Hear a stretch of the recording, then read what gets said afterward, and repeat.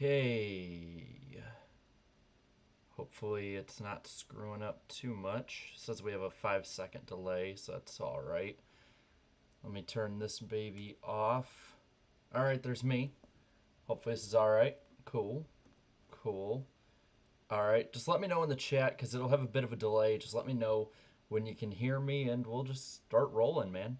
Um, there's really no rhyme or reason or structure to this tonight. Uh, so honestly, I'm gonna let you guys almost kind of run the show and have what the talking points are. Yep. Okay. Now I see. It's a pretty big, lengthy delay.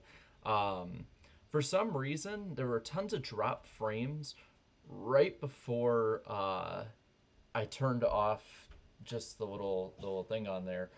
Um, the thumbnail at the start. I just wanted to do that just so that if there was a delay, we wouldn't have me just sitting there being like, "Are we live? Are we live?"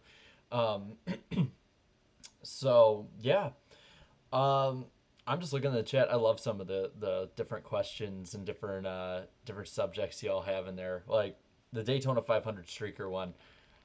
There is no way that you could get me sober at least to be a streaker. And the alcohol amount would probably have to be pretty high if you've asked the other people about that I hang out with about basically, you know, how I am and how much I can tolerate. Eric will be on probably later tonight. He might. Danny is busy. I think he's like in the virtual audience for WWE, so that's pretty damn cool. And then Darian's doing some stuff at his place right now, so he's gonna be busy tonight. Um, but no, man, Eric will be on in a bit, but I'm just wanting to have some fun tonight. One thing that I like to do with these streams because I can hear from you in real time is really just what y'all want uh, from different streams or for stuff for me to do. Uh, so I'll be doing the J ski stuff. Kahoot stuff is a little more difficult because Kahoot has actually changed some of their things on my account, so I may have to like pay something or whatever. I don't know how it all works. But I know that when I tried to do it last time, they asked me to pay like a certain amount of money to have more than 10 players, and I wasn't gonna do that. As much as I like doing these, it's not worth me paying money. If I'm clearing my throat and stuff, I apologize. I've been getting back into running, and it is kicking my ass. I'm a bit out of shape. Uh, yes, I see in the chat. Lick that like button. Lick that like button. You won't get COVID from it, I promise. Um, let's see. Oh, as the UFO talks to me. Um, just so I can tell everybody, just as starting out, who may be new here, because I know we've gotten a lot of new subscribers, and thank you, Rolando, for subscribing. Um, leave a super chat. I'll spin the UFO if you ask me to. Also, I don't know if you can see, it's like right there in the UFO, like in between. But we got Wilson. Um, so yeah, no J ski tonight, just because I wanna have a few more people, and I'm gonna be doing some stuff with people like in person. But one thing I did want to ask you guys, I gotta look ahead at my calendar, but I do have a few free days. I have one free day in April that I have nothing planned whatsoever.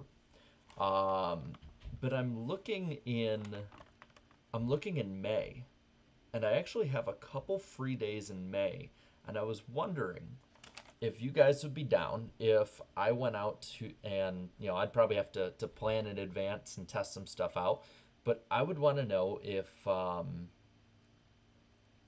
know I don't have to pay, but it's weird. I don't know what the deal is with it. It's really weird. Um, yes, I do have a face. Um, I'll show my diecast at some point, maybe later tonight. But I wanted to know if y'all would be down if I did a stream where I went back and just sort of looked around at the Chicagoland Speedway at the track. Was actually at the track. Um, I'd like to know if y'all would be down with that. So I'll see your guys' responses in the chat. Um, because I know over the summer I have something planned where I'm going to go out there for a different project, but I'd like to do one where it's just me talking about different things, or me and maybe like my family that used to go there. Um, so I want to know what you guys think. Would you guys be down with that? And if so, like what would you know want me to do out there aside from just being there? So I'll wait right here because again, like I said, it's a little bit of a delay. No, I will. I'm sorry. I will not be putting the Zoom link in the chat tonight. Uh, I, I did not plan for that, so looks like y'all want to. So another thing with that is I have to make sure that I don't get in trouble going out there, um, because let's be real, I don't want to like be on the property and find out that I'm not supposed to and like get in trouble, especially if I want to do something later in the summer out there. Um, So I might have to do a little scouting and stuff. So it might be sometime in May, because I'm going to be going out to Coda for May. But I have a free day, or two. I have a free day. I think the week before, like the Friday before Coda. Thank you, Andrew Winslow. Who wins IndyCar Rookie of the Year? Um, Man, I'll tell you, I don't know well enough about IndyCar. I apologize. I am learning. I had David Land on a few weeks ago, and he gave me some pointers that I've been meaning to use. Darian's helped me out a bit with it.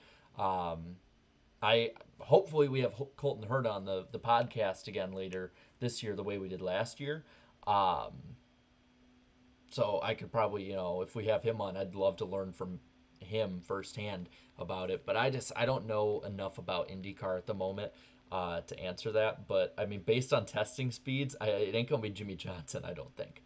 Especially since I don't believe he's running the full schedule. I know they said that he might try the uh, the Indy 500 maybe next year or something, if or whatever. Go to Tazewell Speedway. Danny's meaning to get me out there. We actually, I think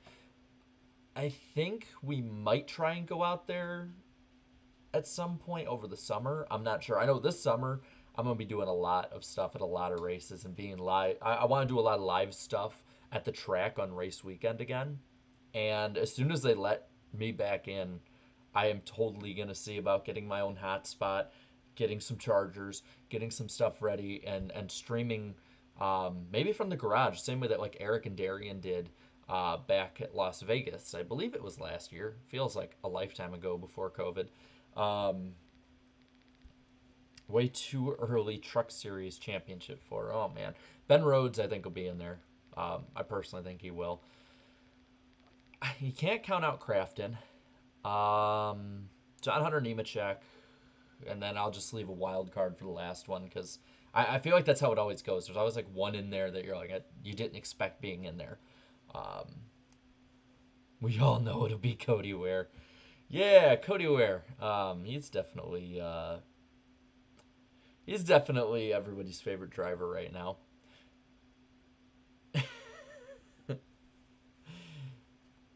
You'll bet money that JJ will win. If you're that confident in him, go for it, man. I don't know. He seemed pretty slow, and it's a steep learning curve. I don't have to know much about IndyCar to know it's a steep learning curve. So, um, one thing I did want to ask tonight is one thing I did want to. Oh, let's see. How do you see NASCAR transitioning to the fairgrounds? I think that personally, I think that they're gonna get it done. You just got too much. Um, I feel like you have too many people that are really big in the industry pushing for this. You have the mayor seeming very open to it. You have the fact that it's gonna make Nashville a ton of money that they wouldn't have otherwise, and it may honestly, I talked about in the video, they may have less events. So it may actually, in the end, aside from that one weekend a year, be better for the residents, even if they are ignorant. Um, I think that they'll be able to get it done. Personally, I think they'll be able to get it done. Um, but you know, it's too early to tell. That's the biggest thing with it. Opinion on Chris Buescher? Really good driver. Uh, Good driver and mediocre equipment that's getting better, and now you're actually seeing a bit of the results of it getting better. I don't think going to be somebody who would completely change the course of Roush. You know, I don't think he's like the next Carl Edwards or anything, but I think he's a solid driver. I think he's like an Alex Bowman caliber driver, personally. But one thing I wanted to run by you guys, I wanted to see what you guys think would be some subjects for future videos, because I always like hearing what y'all have to say, because you have a different perspective on all of it than me. So I might be like in a one-track mind on like doing something, and then you guys are like, well, this would be a cool idea, and it would. So shoot them down in the chat right now, because I have a pen on me. I'm gonna take notes, and I can go back and watch this stream over again. Um, and I'll get a bunch of ideas from you guys. There's some that I probably have already done that people might not see. Nicholas Gray, thanks for the $2. Says, why did NASCAR push back the start time for Sunday? Did they like push it back from the time? I've been busy all day with schoolwork and exercising and just doing some other things, so I haven't been able to keep up on anything. Um, I wouldn't know. I mean, maybe to avoid rain. I don't know. What they used to do back in the mid 2000s, and I wish they would do it again, is they used to flex races back. And what they would do is when a race would start, say at 1:15, for instance, the broadcast would start at 1 after the pre-race show, and there'd be a bit of pre-race and stuff like that. And a lot of times what they used to do, I remember they did this at Talladega a few times, is they would push the start time back to the start of the broadcast time, and then push the pre-race invocation, gentlemen start your engines, the flyover, everything, pace laps. They'd push that to the pre-race section of the broadcast that was its own time slot. That way they could get an extra 15 minutes in case of rain. I personally think they need to go back to this. I would love if they went back to this. Um, but it's all the networks that cause this. NASCAR gets way too much flack for the problems with like rain and other weather and whatnot, when in reality it's at start times, for instance, noon start times. That's not NASCAR's decision. That's Fox and NBC. If you want to be mad, send your hate tweet to them, not at NASCAR. They're not the ones that did it. They moved it to 3:30. When was the initial start time then? Because I thought the initial one was 3, I want to say. I don't know. Maybe it's just something to do with broadcast. So, the one about the title of why Jeff Gordon's the greatest driver, I do have something kind of like, there's a series about NBA players, and it was like, I think like a case for or something, or making a case for, and he argues why 10 or so players are the greatest player ever. And I saw there were like 11 drivers or so that you could make that argument about. So I'm actually going to be doing something like that. It's like a bit of a mini series. The way that I did the playoffs mini series back in 2019 and 2020, I'm going to do something like that, where once every maybe month or so for the next, I don't know when I'll start, because I want to do my research and make sure I get all my shit right. Um, but I'm going to do something like that in the coming months. There's the obvious ones, but there's some others that aren't obvious. I think people are going to be um, surprised by. Let me keep up. By the way, I have my phone with the chat right here, so if I'm like constantly looking down, I'm not like looking at my phone to text. I'm paying attention to what's going on in the chat. Um, so let's see what we got here. F1 in the morning. I think that's not new. It's about time to make your own channel. Go for it, man. Go for it. That's like that's the hardest part, in my opinion, is the first step, because then after that you just start growing as a person on it. Um, Go for it, man. Honestly, I'd love to have more people uploading, in all honesty. Let's see. What if Kyle Busch never got... Ooh, that's a good one. I'm going to write that down. What if Kyle Busch never got injured in 2015? I love that. Hypothetical. There we go. There we go. All right. Got injured. I do this the old-fashioned way. I don't type my stuff out too much. Hey, Rusty. How's it going, man? It's good to see you, man. We got to get you on the podcast soon. I'm going to write it down now to send you a DM after the show about getting you on this in the coming weeks. Rusty podcast. All right, right there. Let's see. The chat's been moving, so let's see. The Curse of the 48. That's an interesting one. Let me write that. The Curse of the 48. That's an interesting one, personally.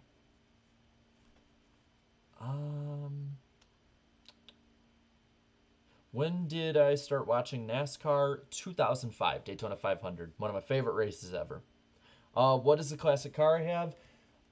This right here. Let me move my Mikey car. I got a Mikey car now. I've always had it, but we found it in our basement. So it is a Mario Andretti car. It's a little dusty. I need to dust my diecast soon. It is a signed Mario Andretti car. I love this thing to death. I have it on every stream I do now when I'm at home. So I'll keep that there. Now hopefully Mikey doesn't fall down here. All right, Mikey's good. Oh, let's see. Yeah, we have a NASCAR sponsor in the chat. That's right. That's right. Rusty. When we were at the 500, we were like all every time like at the start we were like screaming Rusty every time they went by for like a lap or a few laps or so.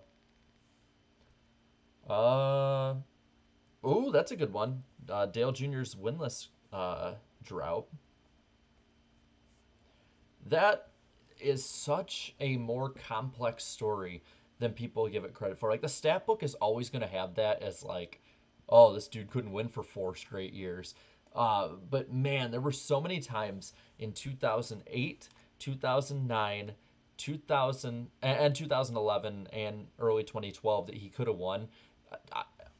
Personally, and this is a unpopular opinion based on statistics, I think his 2010 season was actually worse than 2009. And hear me out. In 2009, he had a way worse record, average finish wise. He was awful for a lot of races. I mean, the Coke 600 in 2009, he ran 42nd at one point and got 3 or 4 laps down off of speed, not off of like a problem. He just was slow. But there were so many races that he would run in the top 5 and the top 10, and then he'd finish like 13th, 15th, 20th, 21st. Like for instance, at Texas, he had a car that was arguably a top 5 car that year, and he ended up like getting like put in the wall or something, or ended up like accidentally hitting the wall. I mean, Kansas and Homestead, he had the best car in the field. Problems happened. That would be a really interesting video, personally. What if Iceberg, Black Fikes Matter, Eric and Danny B owned a NASCAR team? I don't think we'd do too hot, personally, and that's no disrespect to the other 3 or myself, but we just don't have the experience. I mean, we could learn it. We've learned different aspects of the NASCAR world, just through osmosis. The 2011 season was pretty good. It was just the second half of the year was very mediocre. One on Cale Yarborough being underrated. He is one of the most underrated drivers. Him and Bobby Allison both are so underrated for the amount of wins, and for Cale, the amount of championships they have. It just shows how the modern lens will change the view of drivers over time. Just because it's an ever rotating lens, basically. Brian France. I've already had my fun with Brian France. Plus, I really don't want to burn too many bridges at NASCAR because I have a feeling that wouldn't go over well. History of female drivers. That'd be a good one. The one my favorite woman driver ever is Janet Guthrie. Like she's just.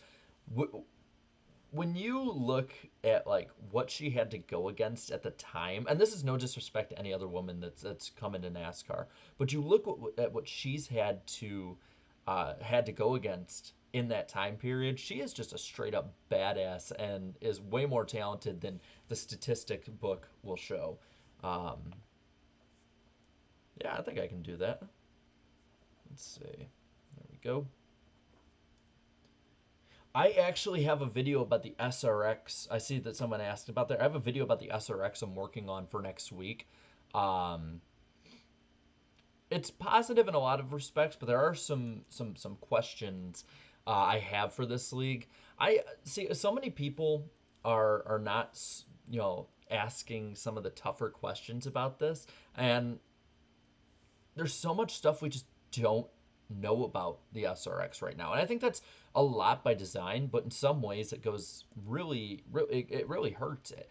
Um, so I'm gonna be doing a video on that. I think that's something that like I want to branch out into different motorsports, and I want to learn about different motorsports while I do it. So, you know, I think in the future I'm going to be doing stuff on IndyCar and F1, just talking about it a little more. I mean, NASCAR is going to be the main thing I talk about. Don't get me wrong. I'm not going to like just immediately be like, all right, so we're going to just have 20% NASCAR and just talk about F1 and, my local dirt track, which by the way, I am doing something on my local track soon. But yeah, I'm going to talk about the SRX. I'll probably do something on IndyCar. I'm actually, for the off weeks of NASCAR, uh, with the Olympics being on, I think I'm going to try and do a few like watch alongs. I know that Danny and Darian have done those, but I'd love to do that. Oh, Enfinger fan, I didn't see you spamming, so it's first to me. So you weren't spamming if I didn't see it. Petty's fall off. I think I can do that because I actually, I know a few people at my local short track that know Richard Petty and were part of, like at the Rockford Speedway, for instance. They were helping and were part of Petty's retirement tour in 1992. And I think they would have some really interesting things to say. I'm going to be doing a video about the Rockford Speedway at some point. I just really want to do. I want to do more that people haven't seen before.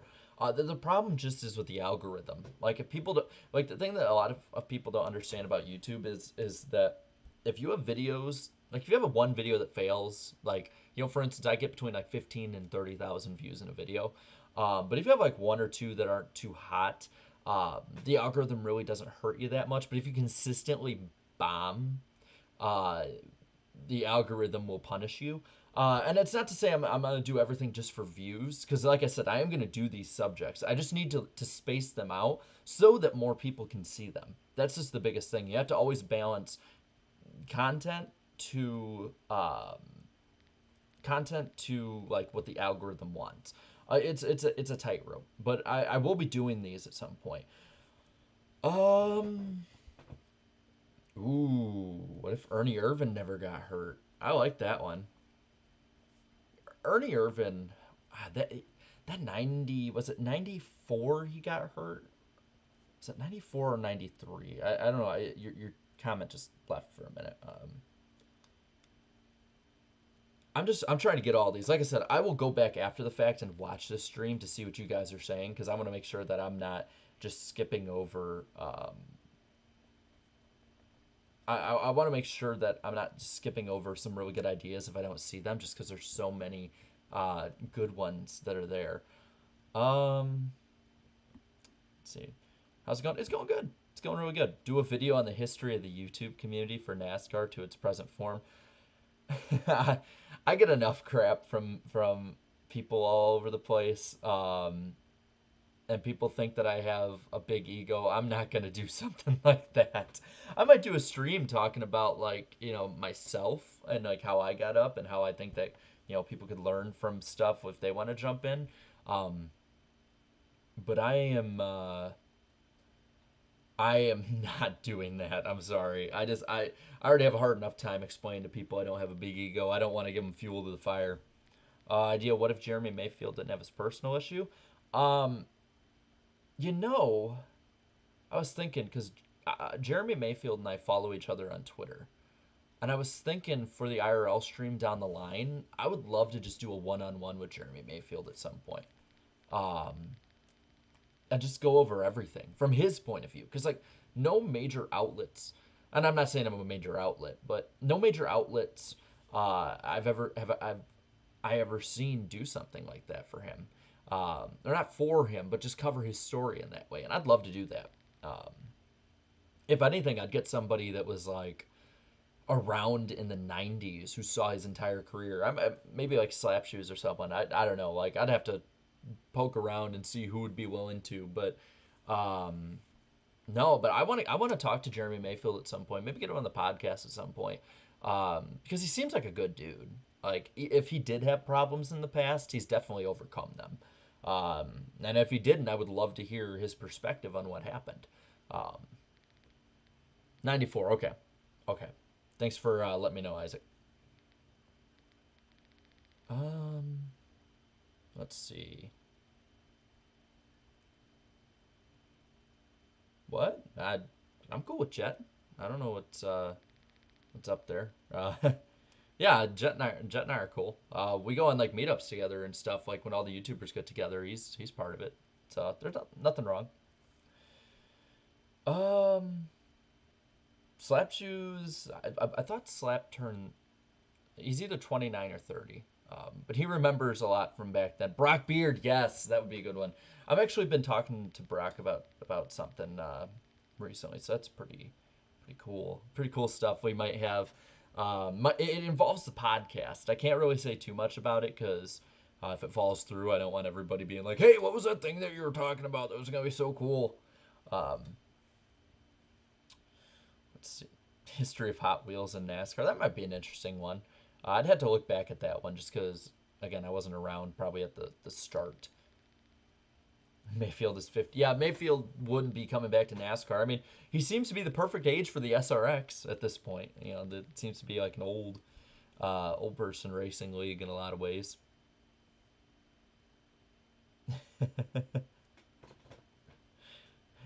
It hasn't been alive as long as you've been watching racing. Well, awesome, man. Oh yeah, yeah. Steve Wade is.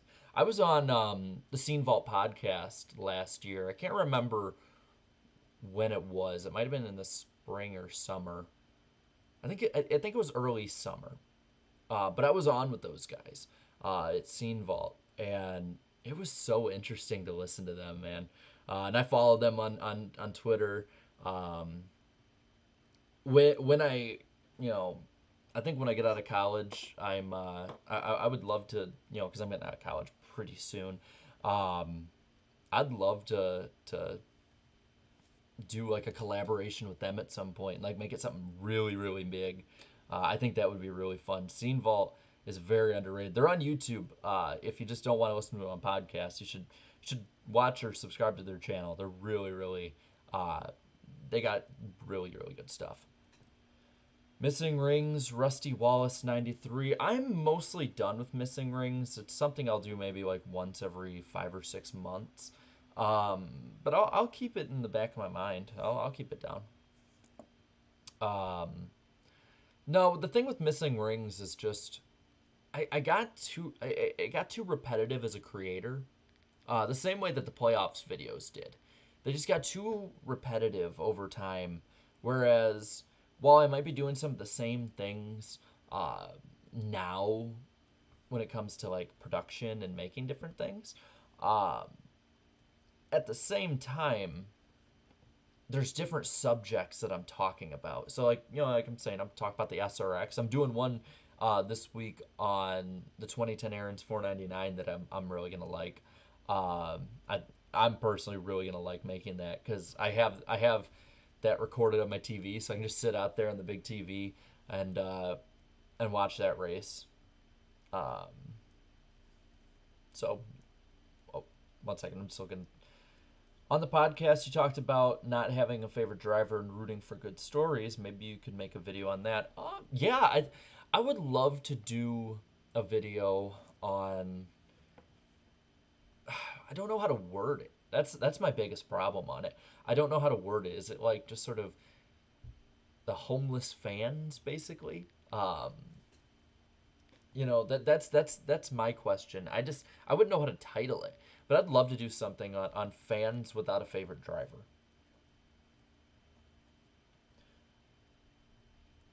I'll check out my Insta DMs later, because I check on that maybe like once every few weeks. I feel really bad. People will send me DMs. Same with Twitter. I can't keep up with a lot of them. With what I do all the time. I've already done a video on the 2000 Die Hard Was it? Or no, no, it wasn't the Die Hard 500. Never mind. That would be an interesting one. Darian's done one on the 2000 Daytona 500, but I'd love to do something on one of those races that's just like awful. Um, not to be like negative or anything, but those ones are just so interesting to find out how they got so bad. Um, so that might be one. See, people say I look like Austin Dillon, and maybe it's that way over the camera, but it like in person, it's not really like that at all. Um, I definitely look different on camera than I do in person. Um, but people say I look like Austin Dillon. I mean, there's worse people to look like, you know. Oh, let's see. See, NASCAR after Junior is interesting, but I think that's still unfolding. So I'd wait to do something like that for a while. I'll do something on the Auto Club short track when we get closer to that. Probably the week of the race in 22 because I plan on being there. Now I did something on the 2000 Winston 500, and I did something on restrictor plate racing. I can't remember if it was just the two car tandem, but I know I talked about a lot of restrictor plate racing. I would argue that the 1998 Daytona 500 is a terrible and boring race. See, it's not as bad as people are trying to say it is now. I think people are trying to say that because and I'm not accusing you of this, but I'm accusing the general masses of this is that as we get further away from different people's dominance, it becomes trendy to dislike their dominance in any way and rip on it. So for the longest time, it's been like younger people, especially, have been ripping on Richard Petty's dominance and saying it wasn't as dominant as before. And now I think we've reached the point where Dale Earnhardt is in that. Because, like, you know, since his death, especially, people have just idolized Dale Earnhardt. I have, and for good reason. I went back and like watched and learned about how he became so dominant, and I think it's warranted. But a lot of people I've noticed, um, a lot of people I've noticed have really jumped this train of trying to diminish what Dale Sr. did, and the way I see it, and this might be just me from a different perspective as more of an Earnhardt fan, being kind of biased with it, but from my perspective, the thing that I've seen, Gen 4 sounds better than Gen 6. I'm sorry, that's way too easy for me. The thing though is that I feel like the fan bases of each of the drivers have changed. Of any of the really great drivers. So like the ones from the Petty era are not gone, but are very small. There's not many of them. But then the Earnhardt fandom now is kind of where the Petty fandom was in the last 10 to 15 years.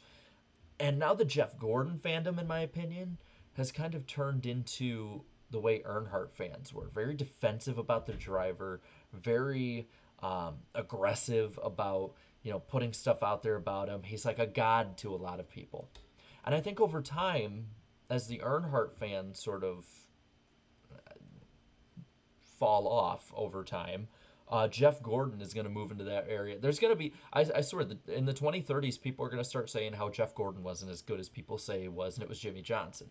And then when Jimmy Johnson, as you get further on, people will say stuff about that. I could do another one on Davey Allison. Um,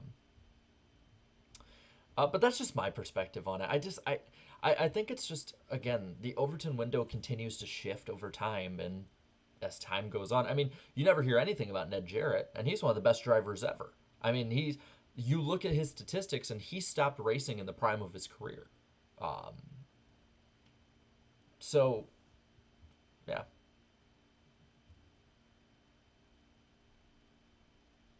I'm glad I made you laugh. It's probably, see, again, like I'm seeing it here, everyone's saying how Jeff Gordon is the GOAT right now. In 10 years or so, these chats will all be filled up with everyone saying Jimmy Johnson and saying how Jeff Gordon wasn't as good as people say he was. Um, that's why I don't say that there's a greatest ever. I have my personal pick. I personally think it's Dale Earnhardt, but there's an argument for at least 5 to 8, maybe 10 other drivers could be the best ever in NASCAR. And then you have to also argue, do you look only at Cup, or do you look at Cup, Xfinity, and trucks? Um, do you look at the modified tour? Because Cup drivers go down there and they won't be as good down there compared to the guys that race in that tour. So there's so many ways you can look at it that you really can't say there is a GOAT. You have, like I said, you can have your personal preference. Um, but I really don't think that I don't know. I don't think that there's a definitive GOAT. Jimmy did stay too long. See, Gordon, the end of Gordon's career is not as good as people think it was. The Chase era really bolstered the end of his career, just because there once you make that final 10, there's just a certain area, but I mean, that you can't go below, which is 10th to 12th.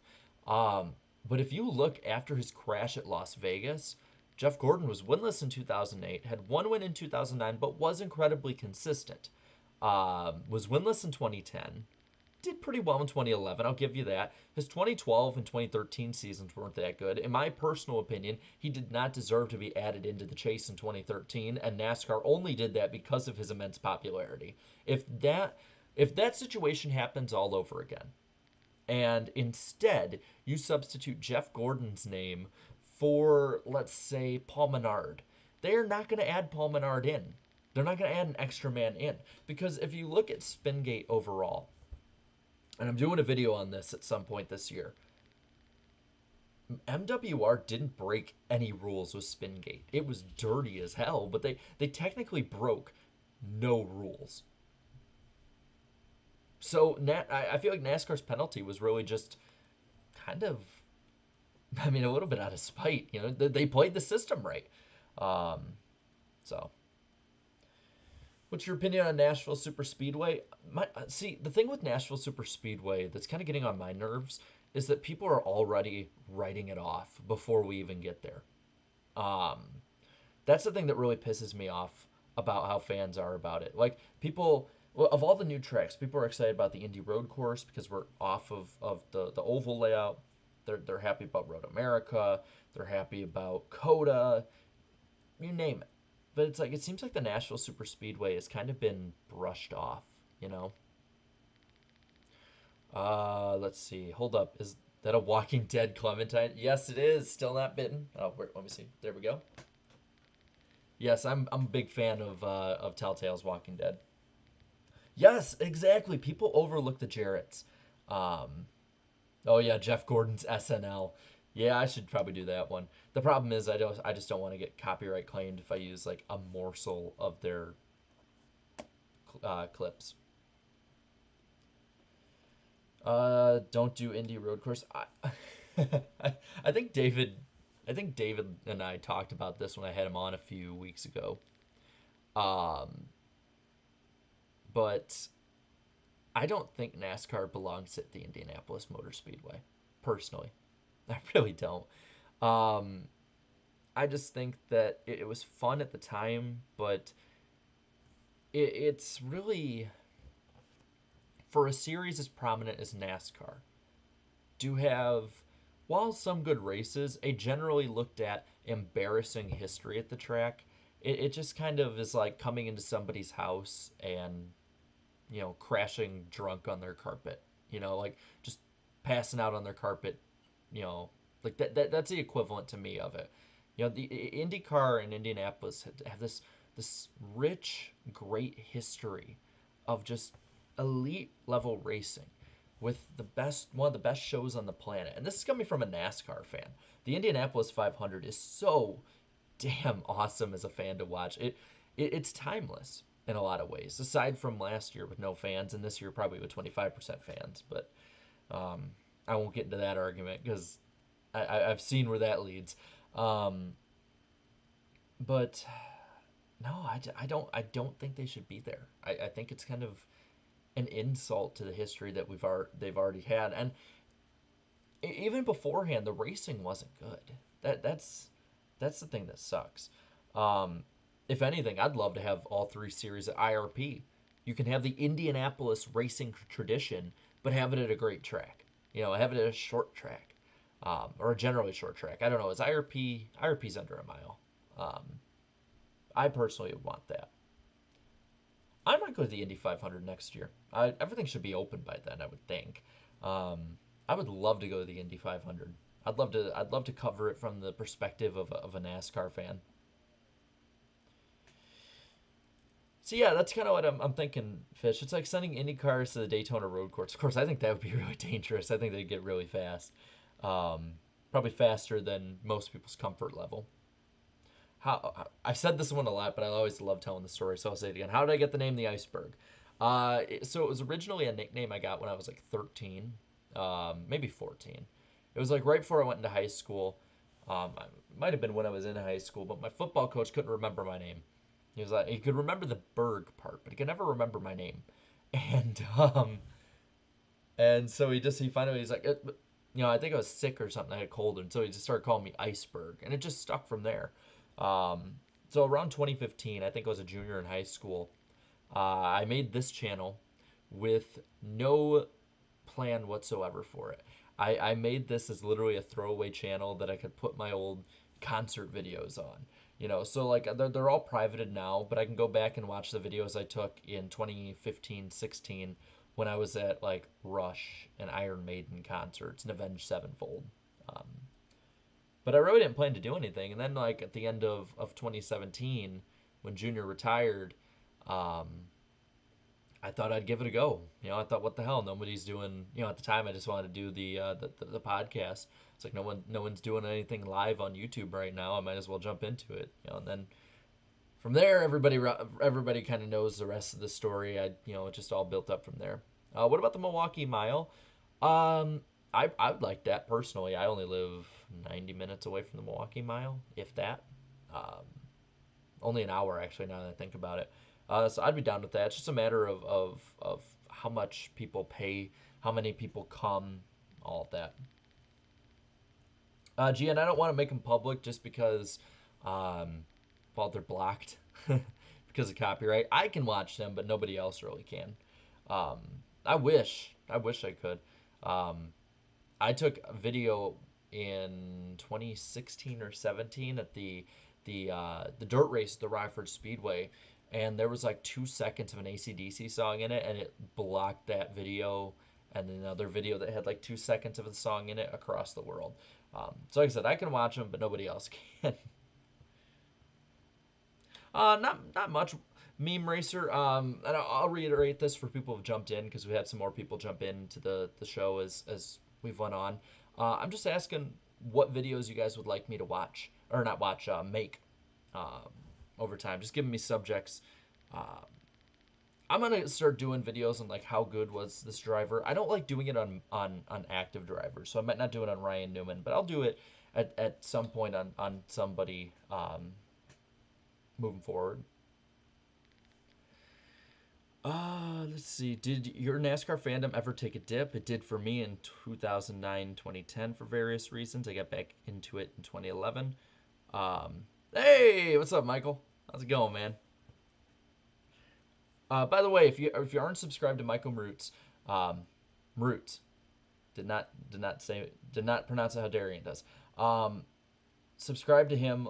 Like I believe. Let me see how close you are. I want to see how close you are to hitting it. Michael right now is at 9.89 thousand subscribers. So like I know we can't do it tonight probably, but let's see if we can get him like closer to 10K. If you're not subscribed to him already, go over there. He's an awesome dude. We had him on was it 2 weeks ago? And that was a really fun show. NASCAR esports video. I think I've done enough talking about that for now. I've pissed enough people off with that one. Had people spamming me for a while about it, so I'm not gonna go too in depth. Much more on that. I'll wait for NASCAR 21 to come out, and then I'll sort of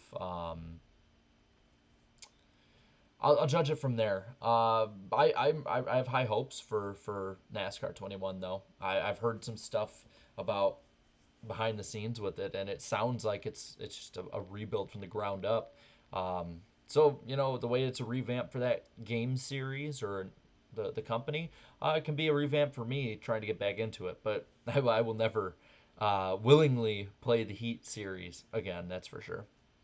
No problem, Michael. Thoughts on Jennifer Jo Cobb finally getting a Cup Series ride? You know what? I like it. It's about time she got, moved up the ranks a little more and got up to that Cup Series level. I don't think she's going to do well, personally. But knowing that she'll be in a Rick Ware car, she'll be far enough back that she won't be in a wreck. So that's a positive. Herb Thomas, I might do one on him. I'm actually going to do a video this summer, probably, on the worst NASCAR champions ever. And just see, who's the worst of the worst. Yeah, I still gotta do what if the playoffs were in '92. I want to do that one. It's just I have to restart. I ended up getting some stuff wrong with it, but I will be doing that. I don't know when I'll do it.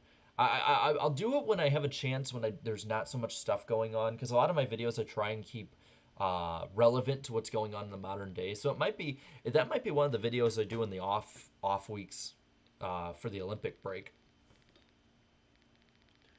Which of Joey Logano's rivalries come live this season? Joey versus Truex, Joey versus Hamlin, Joey versus Elliott, Joey versus Kyle Busch, maybe Joey versus everyone.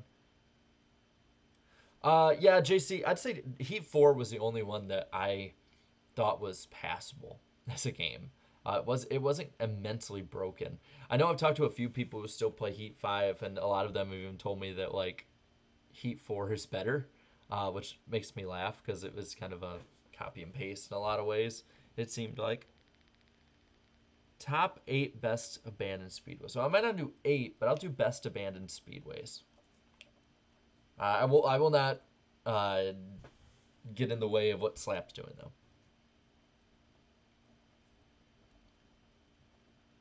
Kenseth 03 he is an awesome champion. No, I would not disrespect Matt Kenseth's 2003 champion. Actually, one of the first videos I did before I was actually wanting to be a content creator, I just did it for fun. I think I did in 2017 before the Chicagoland race that year.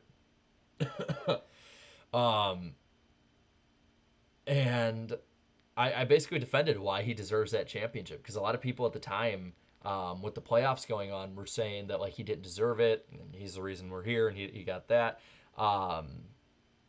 So no, I will not ever, say something bad about Matt Kenseth's 2003 championship. The fact that he was that consistent with one win is commendable.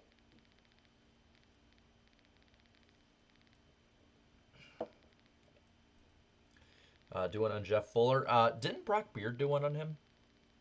Or if he didn't, I know he talked about him at some point.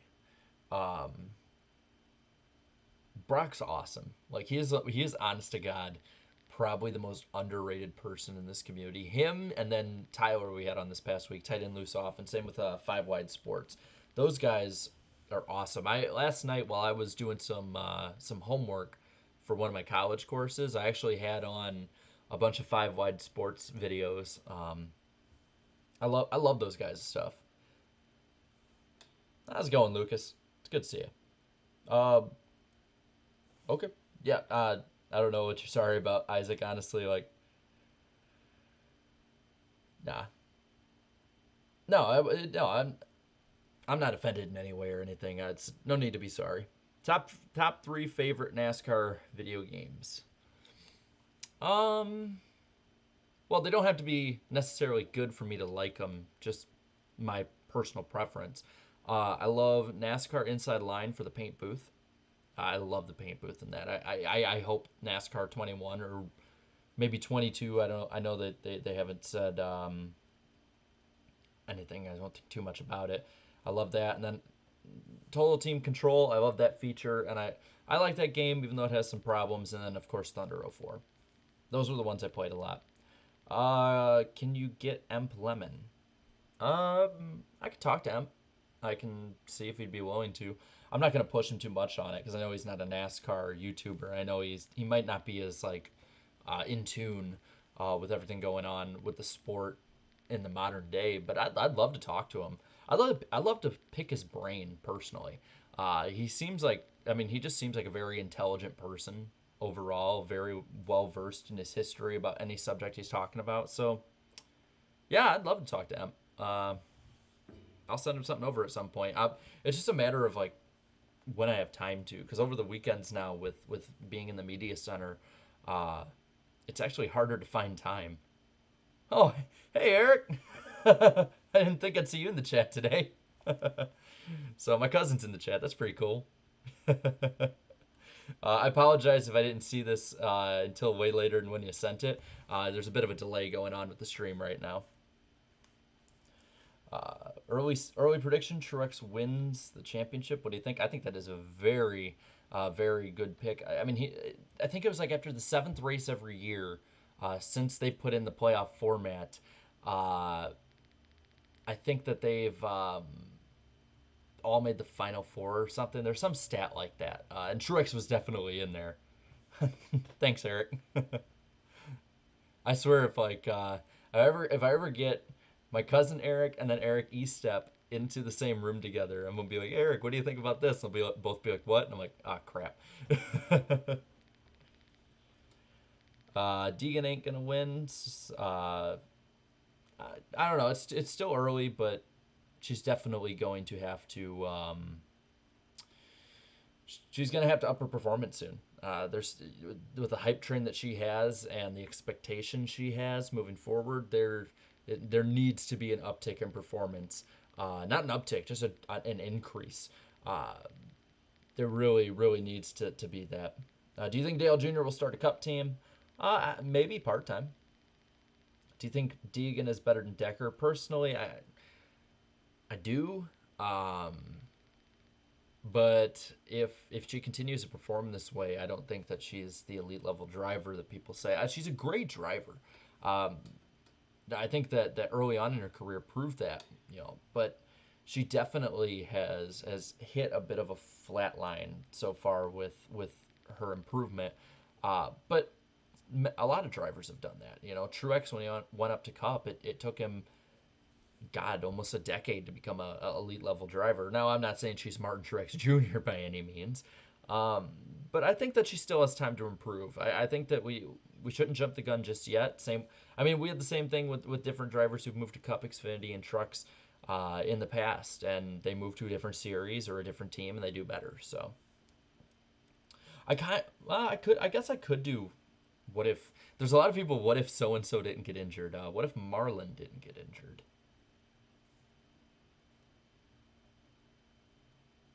Ooh, nice. Awesome. Good to hear, Eric. I'm happy about that. that made my night better. I'm going to write that down right now to be sure.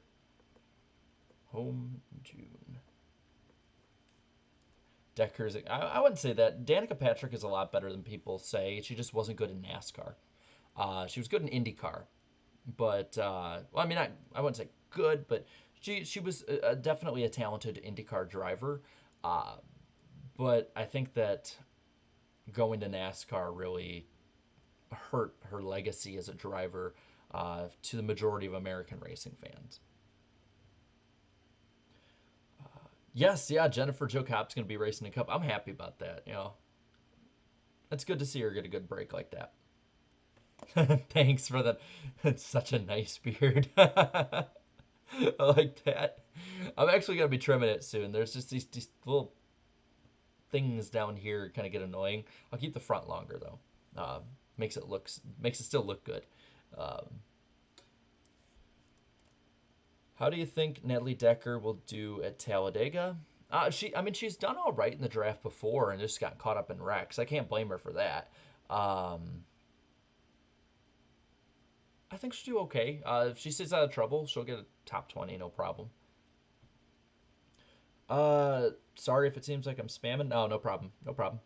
But Mark McFarland, driver of the JRM 88 Chevrolet, drove that car from 05 to 06 and got an injury and got fired. Now he's a crew chief in ARCA. I could do something on the 88 car, the JRM 88 car, back when it started, like pre-Brad Keselowski, because that car was just like constant rotation. It was like musical chairs. Ultimate 23 Dragon, how's it going, Dragon? Says Danica had the same problem as literally every SHR driver not named Kevin Harvick since 2014 was the priority of the team. I think that is a valid point. You see, I mean, even Tony, but at the same time, I mean, there were years where the rest of her teammates did really well and she didn't. But she did show improvement at different points. I mean, I remember 2014. There was a Kansas race where she was like passing guys like Dale Jr. and Jeff Gordon, and she looked like the fastest car on the track. Looked like she was going to win. And I think just bad pit stops and a bad strategy ended up getting her like 6th or 7th. And then she did really well at Atlanta later that year. And I really thought I thought she was turning a corner personally. I just thought that maybe she just needed another year or two to develop, and it just never came. So I think to a degree that's true, but I can't say too much towards that. I think at the same time she I don't think she was prepared to drive stock cars. I think she should have stayed one more year in the Xfinity series. She was showing a lot of promise down there. I mean, if it wasn't for that shoe, she would have won a race. I know that a lot of people say it wasn't the case, but it is kind of coincidental that a part breaks right after she runs something over that goes right under and hits a bunch of stuff under the car. I think if she would have stayed a year or two more in the Xfinity series, I think that she would have been prepared to drive in Cup more competitively. It sucks that she never did well. I wish she would have gotten at least a top 5 just to break that barrier. But I think that there's going to be definitely drivers coming up, women drivers coming up that can do that. I really do. Is it wrong to consider Danica a bust? No, I don't think so. With the hype she got from the media, I think that helps with calling somebody a bust. Is media hype. And the hype she got from the media, you would have thought with Danica Mania that she was the hottest thing since sliced bread. I mean, literally anything that happened that was bad, Darrell Waltrip could say why it was good. You know, I know that's nothing against DW, but more just it's just how it was. It was how the marketing was for her being there. She was a marketing machine. Kyle Petty called it right. What do you think of Harvick filling the shoes? Oh, of like Dale Earnhardt? I mean, I think he's done a great job. Best person that came into the series at the time that could have done it. Uh, Hot take, SHR is in the same boat as RCR and has never been a top organization, and instead has only been carried by its great drivers and crew chiefs. I mean, you can make that argument about any team. I mean, you look at Hendrick Motorsports, for instance. Aside from the Jimmy Chad and Jeff Gordon, with whether it was Robbie Loomis or Steve Letarte or Ray Evernham, the Hendrick teams never really performed so hot without a good driver and a good crew chief.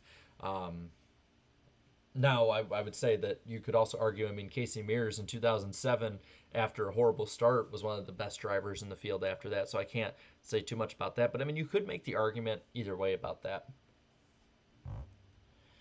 Let's see. How do you think Harrison Burton will do with his Cup debut at Talladega? I mean,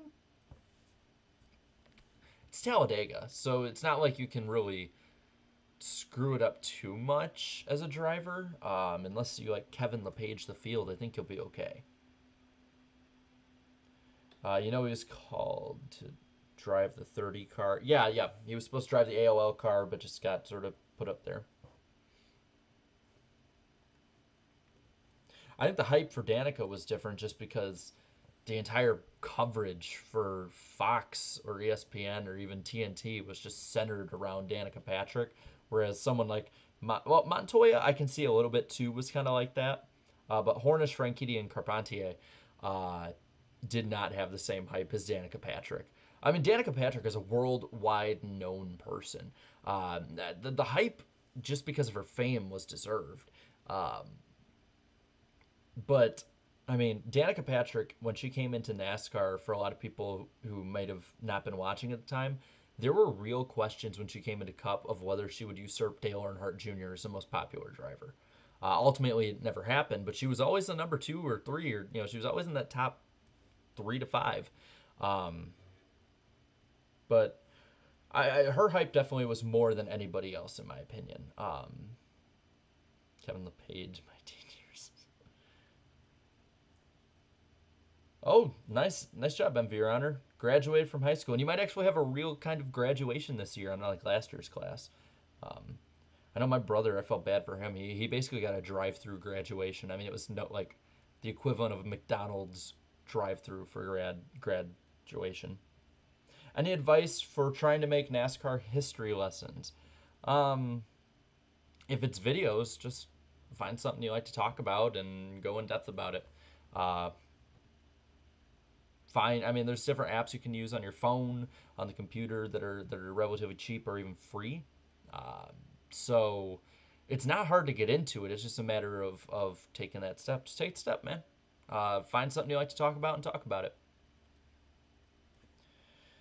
Okay, we'll go for a little bit longer on stuff for video ideas, and then after that, we'll talk about some other ideas I want to hear from you guys about. And apologies if my throat gets dry. It's just I talk when you talk a lot, it happens. All right, I'm just gonna yeah. And again, if you leave super chat for spinning the UFO, I'll do that. No problem. I'll just do it right now, just because it was slowing down. I can have the UFO look like you guys were saying, look like it's abducting Wilson. So that's funny. Outro song is Strange Animal. I found a remix of it. I know it's like a Steven Crowder remix, but I really don't associate it with that. I just associate it as my outro. I do every now and then use the instrumental for Fuel that NBC, like NASCAR and NBC used back in the early 2000s. That one's, I like using that one. Gets people hyped up when they watch to that point. Yeah, that's the biggest thing. One of the biggest things MV Runner is just there's just not the time, man. That's the thing that sucks the most. There's just not the time. Oh, cool. Michael is only is less than 100 away from 10K. Nice. I hope he hits it over the weekend. That'd be pretty badass. Um, you answered 4 questions live. I think I've answered more than that, but okay. Thank you, Last Order of Productions, for the $5. I'll spin that UFO. There we go. She's spinning. All right, let's see what else we got here. Drivers who were forgotten but deserve more credibility. I think Danny kind of has that one for the 5 NASCAR drivers you forgot about. Wait, there's a new Greta album? Oh, um, new Greta album. I'll write that down. Decker's results at some tracks are better than Deegan. Daytona 24, Deegan 24th, Decker 5th. Well, if it's comparing this year, but Decker also has more experience too on a higher level, so you would have to, I think, compare the first year more than anything.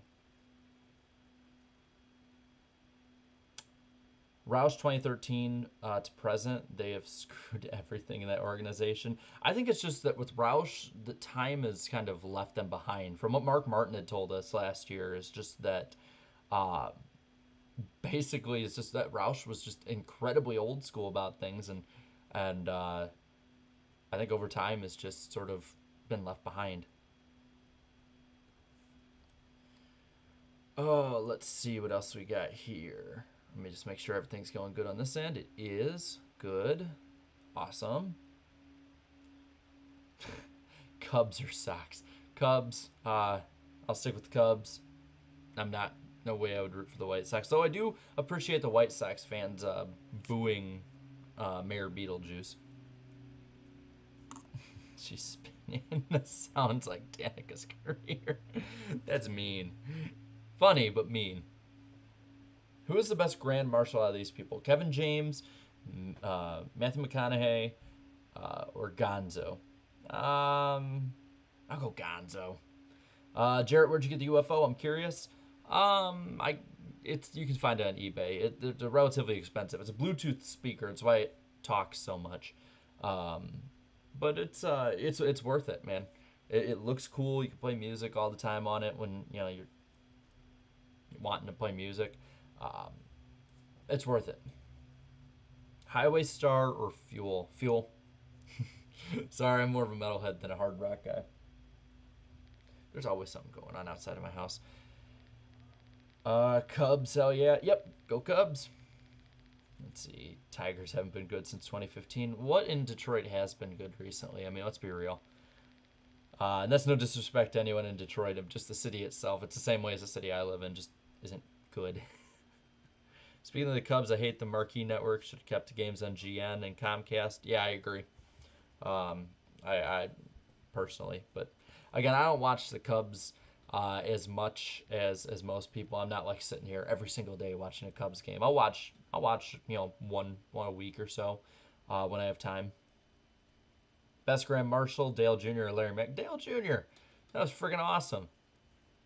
Plus, I'm biased. I don't know if anyone can tell. I might be a little biased.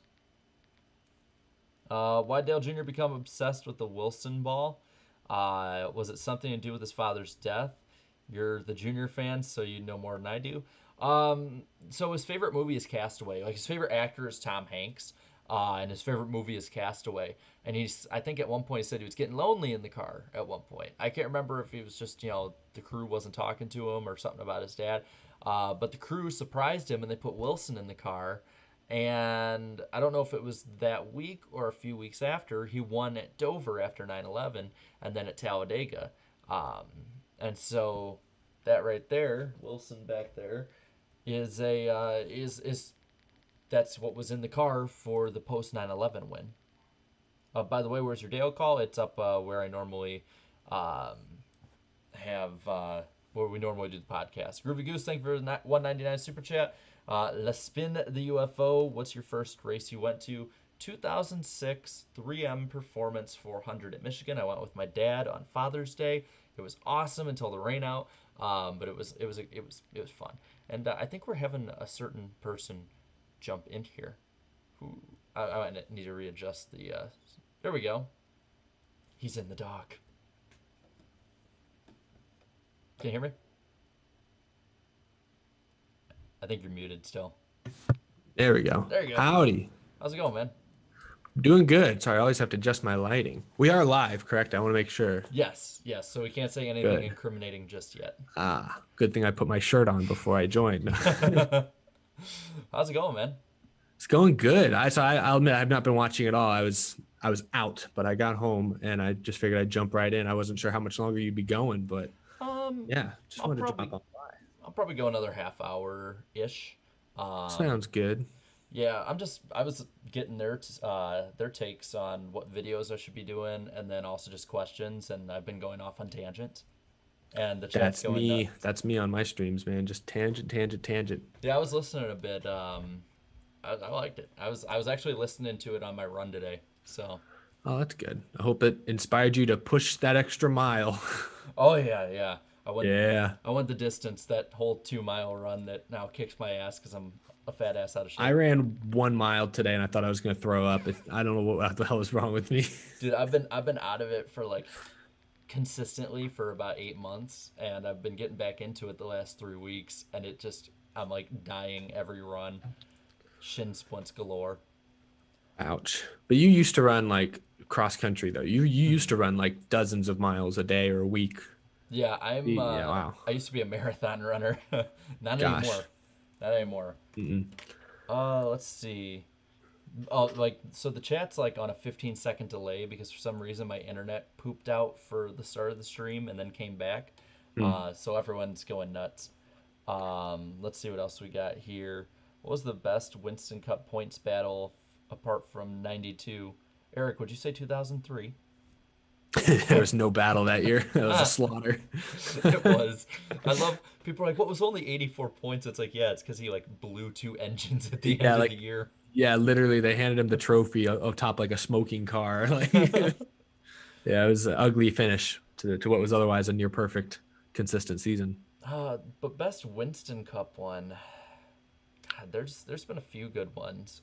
You'll probably know them better than I do because the first thing, obviously, 92 is the first thing that comes into my head because there's so many guys still in contention at the end there, and at least 2 or 3 that very realistic were right on top of each other. Then there's also 88. with Rusty Wallace. I think he barely edged out Dale Earnhardt, and the Mm. difference came is that him and Ricky Rudd, or Earnhardt, I should say, and Ricky Rudd were racing. I think at Wilkesboro. I think it was at North Wilkesboro, and they got into each other, and the amount of positions that Earnhardt lost ended up, I think, costing him the championship. Mm. Um, he like it proved that even Dale Earnhardt would lose focus on the big picture. Please I do. think of like 1990 because I was looking up the year just to make sure I got it right. It was when Mark Martin, that was maybe one of his best runs at a championship, and Earnhardt, clipped him at the very end there. Well, and I think Slapshoes did a video on that, Yeah. and talking about how Martin had like some inconsequential thing wrong with his car, and they fined him enough points that had that not happened, he would have won by 15 points or Yeah, something that like was that. exactly. It was that close down the stretch, and it ended up being controversial. Which, I just pulled up the stats that year. That was the year Earnhardt won 9 times. Mark Martin only won 3 times. I mean, that's still pretty good. That was good enough for second best in the series that year. It was Earnhardt, finding victory lane left and right. But again, I guess it was the consistency that's what kept Mark Martin in contention. I feel like that was like the Roush playbook. Is like we're just gonna consistently get our way in, win 1 to 3 races, and we'll be good to Yeah, go.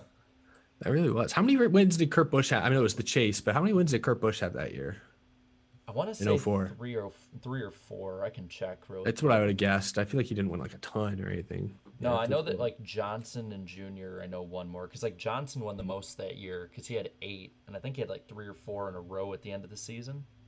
Um, Let me look at Kurt Busch. Yeah, Johnson did that a lot. I noticed. Kurt Busch had 3 wins that year. That's the Roush playbook, man. Mm-hmm. It's also the Brad Keselowski playbook. How many wins did he have in 2012? But like every year I since think then, he he's had. got like 3 wins a year. I think he had 5, if I can remember Like if right. I look up Keselowski, it's like his last few years, it's like 3, 3, 3, 3, 4 or something like that. Oh my. He- Okay, so he won. Yeah, he won 5. yeah, he won 5 that year, and then sent that he's on a streak of 4, 3, 3, 3, 4, and right now he's at 0 this year, but he'll probably get to 3 if I had to guess. Well, and then too, like the last 3 years with top fives, 12, 13, 13. Yeah, Keselowski is very consistent. Give him credit. And I forgot he won 6 races in 2014. I forget about 2014 a lot. I don't know why. That's a year that sort of just flies over my head. Everyone talks about how that was like, oh, this is what you can do with high downforce and high horsepower. And like I remember a few great races. Sure, I remember a few moments, but so much of 2014 goes like for me. Well, I'll be honest. it's probably, I mean, I would think in some regard, because I know I think back more on 2015, for instance, and then I went back and watched it, and it was like, this season sucks. Um, but I think it's just because it's like Junior and Gordon were good that year, and so was Johnson, and That's so for me. So Kenseth was winless in 2014. He was competitive all year. He made the round of 8, but he didn't get any wins. So because maybe that's what part of it, honestly. I because just didn't realize Keselowski won 6 times that year. Goodness gracious. I can bet that you like look back on 2013 a lot more fondly than I do. Yeah, like I'll admit, racing more often, especially at the intermediates and super speedways, was kind of ass most of that year. But Yeah. No, but that I mean, that year was like a repeat of 2006. Like mhm. I went back and I looked Points at it. finished the same at the top too. Well, the point it finished the same for I believe 1, 2, 4, 5, or not 4, 5. 1, 2, 3, or close to there because I think Who was Harvick third in finished third. 2013? Was it? Let me He was a check. Harvick. I think it was either Harvick or Bush. I don't think it was Bush. Bush was Kyle. up there. He I He was know he up there, but I finished don't that think at Junior. he ended up third. I think he was fourth or fifth. Yeah, because Junior finished fifth that year. I'll Hmm. just pull up the points right now. Hmm. Uh, yeah, so it was the same for first, second, fifth, and sixth. And it was Johnson beating Kenseth. Harvick was up there just like he was in '06. There was a Gibbs driver with Kyle Busch, the way that Hamlin was. Junior finished fifth, Gordon finished sixth. Hmm. Gordon did. I went over this earlier. I want to get your thought on this. Yeah. I personally don't think that Gordon deserved to be in the 2013 chase. I, I don't. I got to recap. I did a video, one of my first out of the groove style episodes. I did when that after that race, I would have been 15. Mhm. So you knew my opinions were on point. Um, I don't remember. I remember I was angry. I can't remember exactly how it played out. So they gave Gordon this. They. So it was after Spingate. Mhm. They Boyer stayed in the playoffs, I believe, or in the chase. Mhm. They kicked Truex out, I think, right? Because Yep. Truex was the one who would have benefited. That got Ryan I, Newman in. they let Ryan Newman in because he's the guy that Truex forced out. And then why'd they let Gordon in again? Uh, I think Brian France said that it wasn't fair to him in competition. And I bring up the point, who cares if it's not fair? Racing isn't fair in any respect with that. And that if his name was Paul Menard or if his name was Joey Logano, his ass would not have been let in that position. Yeah, I just remember it was just typical making up the rules as you go along. There was no Mm-hmm. precedent that was set, and it was a precedent that was they. What's interesting is they made that decision in 2013, and then we could literally look back just a few months ago when it was clear on tape that I believe it was Eric Jones was told by his team not to pass Mm-hmm. Denny Hamlin, which would have knocked Hamlin out of the playoffs last year, and we have that on tape. And that didn't turn into a penalty. I understand different leadership now. It's not Brian France in charge anymore. So maybe that's it. Maybe that's as simple as the explanation needs to be. But like, there was no precedent for doing what they did in 2013. They bent all the rules, bent every little fabric of Mm-hmm. reality to whatever way they wanted to make it happen. And then, I just think it's interesting that they haven't referred back to that precedent since then, because maybe they realized they were wrong. But I think it's more like what you said. It's because it was Jeff Gordon. Like, If you can help out Jeff Gordon, help out Jeff Gordon. I mean, I guarantee you that if Dale Jr. were in that position, as a junior fan, I can say this, they they would have would have tried done the something. same thing. Yeah, they would have done what they could, I guess. Like, I'd have to go back and watch it. It's been a while because I got to remember exactly how everyone was affected by the spin in the race and what the rationale was. I just remember as a 15-year-old, I thought it was pointless. I thought it well, was a catastrophe. I was saying earlier, if you think about it, technically they never broke any rules doing it. They Because te- the rules didn't exist. They made them up, yeah, there were pulled them out of no thin air. rules about team orders. Yeah. So MWR had good strategy personally. I mean, I hate it. I think it's dirty as hell, but Yeah. it's still legal. It's just What were the teams that got in trouble like 2 years ago for like bribing each other for like a top 35 points finish? It was like, I don't think it was Rick oh, Ware, but it was someone back there like that. It was a couple of those teams, I can't like remember. Premium. I think it was like Premium, and somebody Oh, got in premium. trouble. Maybe I think they like bribed a front row car or something. I mean, that sounds right to me. I think it was. I can't remember if it was like the 38 team back when it Yeah, I was don't still remember exactly around. what happened. I mean, there's like so many of these things you can look back at are so fucking dirty, and like they don't do anything on. But it's like, hey, look, Wonder Boy's in trouble. Like, I, I, Yeah. I will say the funniest part. I was saying this earlier. I think today Jeff Gordon fans have taken over the same position that Dale Earnhardt fans used to have, of being like the old guard that's always defending their driver no matter what online. Whereas like the Earnhardt fans have shifted to where the petty fans used to be. Kind of few and Uh-huh. far in between, but you see them. Um, Yeah. and I was like saying, I'm like, it's like the shift of fans every 10 to 15 years. Like, because I mean, you remember like, early 2000s to 2010s, everyone like sat there propping up Dale Earnhardt as God.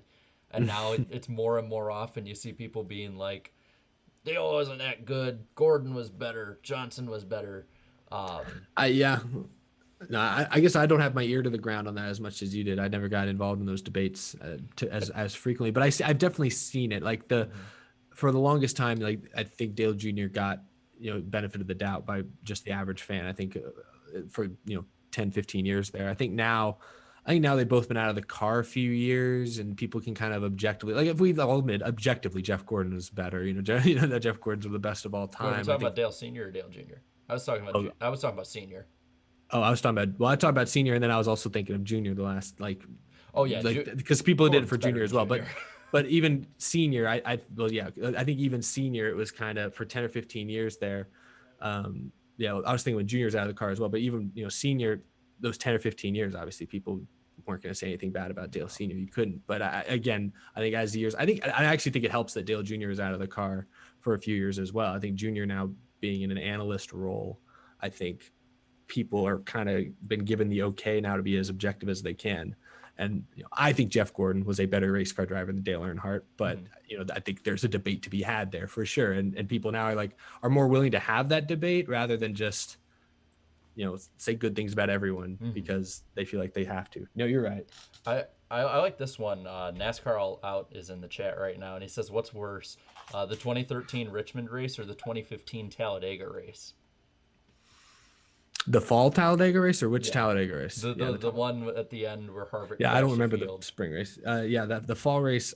I don't remember much of the race up to that point. I just remember the finish being super irritating, really, really frustrating. Or the what? The 2013 Richmond. Yeah, Spingate.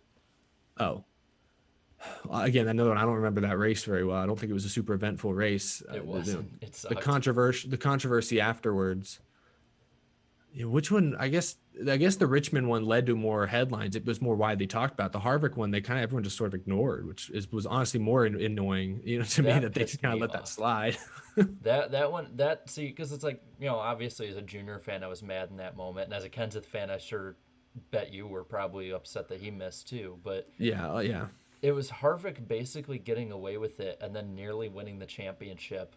I know Emp talked about it a bit in his video, but in all honesty, that season sucked for fans. Like every unlikable driver was winning towards the end of that year. There was a Hmm. no-win scenario because Gordon wasn't that great in the Homestead race, and neither was Truex. So it was Kyle Busch who missed half the season, and Kevin Harvick who pissed off like a half the fans. Um, I'm sorry, I don't know how to. Fibonacci Blue, I think it is for $2. It says thoughts on Martinsville in 2015 with Matt versus Joey. I don't like talking about it. I mean, at the time when it happened, I thought Matt was wrong. I was like, oh God, why did he do that? Like, that's not Matt Kenseth. It felt good a little bit. And I think fans often overlook, they think it was just retaliation for Kansas. It was not. I mean, Kansas, he certainly was unhappy about. I think it was Brian France basically shaking Joey Logano's hand and saying, good job, kid. You did good. That was the best NASCAR's ever been. I think that made Matt Kenseth upset. I think Logano was a little antsy with him at Dega the next week. And then Martinsville, Hmm. Kenseth had maybe the best car on that late race restart. Logano and Keselowski trying to let each other in. Keselowski just wiped Kenseth out. I don't know what happened. I I assume he think just missed the corner. I think after the fact they said something broke in his That's rear what he axle, said. but Oh I'm no, like, very timely time for yeah, it to snap to break. But he said Kenseth gets wrecked. So that's 2 out of 3 weeks. Kenseth's wrecked with a top two car by a Penske driver. I think it was a retaliation against Penske. So yeah. I think he deserved a penalty for it. He didn't deserve 2 race suspension. Again, speaking of precedents, they set the precedent in 2012 that it's a five or no, what did they penalize Gordon? $100,000 or something? I think Should that have been was 100,000 or yep, $200,000, whatever it was. hundred That's what they thousand should have bucks fined and him. like 50 points, I think, or Yeah, they 25. should have docked him points and fined him six figures, and that would have been the end of it. Instead, they suspended him for 2 races. And I remember someone found just like a year ago a photo of John Krasinski, The Office, uh, Yeah. at Texas Motor Speedway the next week with a free Matt T-shirt.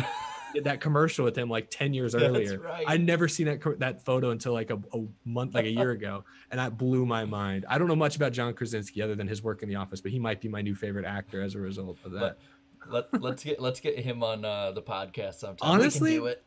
Honestly, we might. Does he have We any movies should. or shows coming out? Is he A Quiet Place Part 3 or something? Is that a thing? I know the second one did really well, so they'll probably. Hey, I mean, hey, I haven't seen it yet, but they'll probably do a third one if the option's there. he'll No, do it. they're doing We'll a get him. prequel. They're doing a Oh prequel, my and he's gosh, gonna. So he'd be in it. that's big. Oh, is that a spoiler? I haven't seen A Quiet Place 2. Shit. That's funny. That's good. Sorry, chat. That's okay. That's okay. I probably Oh, was never gonna see it. well, I'll say like being there, it was pretty damn awesome. I can say Mhm. objectively it was wrong. I will admit, but at the same Yeah. time, after so many people hating Logano, and after just goading the fans on and on, whether it's Brian France, Logano, whoever, that felt so freaking sweet. I think that was one thing about Emp Lemon's video. I think it was if you like know NASCAR really well, it was kind of like, okay, I've seen You all these know stories it, before, yeah. but I really liked his point. I hadn't really thought of it, but you're right. 2015 between, Kyle Busch being injured at the beginning of the year and then coming back and just winning and getting the Hmm. playoff waiver that rubbed people the wrong way, between Logano dominating and kind of being kind of an obnoxious on the racetrack at times. Like fans have just been beaten down basically since the early summer that year. And so for that, like kind of cathartic moment of Kenseth taking out Logano and handing Jeff Gordon the lead in his final season, like that was like that had to be such a relief, such a feel good moment. There were old men like around me in the stands weeping after he won. I'm just Wow. like, I mean, it was euphoric in that place. No, I'll tell you that that crash though on the backstretch, like I know it looks different. It didn't look as bad on TV, but from the grandstands, when Kurt Busch hits the bottom wall and Hmm. pops way up, it Yeah. looked like from the grandstands he was gonna hop the wall and hit the safety trucks. Oh So my like gosh. in the stands, we're like, holy shit! Like I Yeah, it thought, was a big hit because he was yeah. trying to. Yeah, he was one like perpendicular to the field, sliding into that inside wall. GN left a $5 super chat. Says I was absolutely livid after that 2015 race. NASCAR completely changed the green white checker rules. I will admit that one. They were trying to get Junior to win there.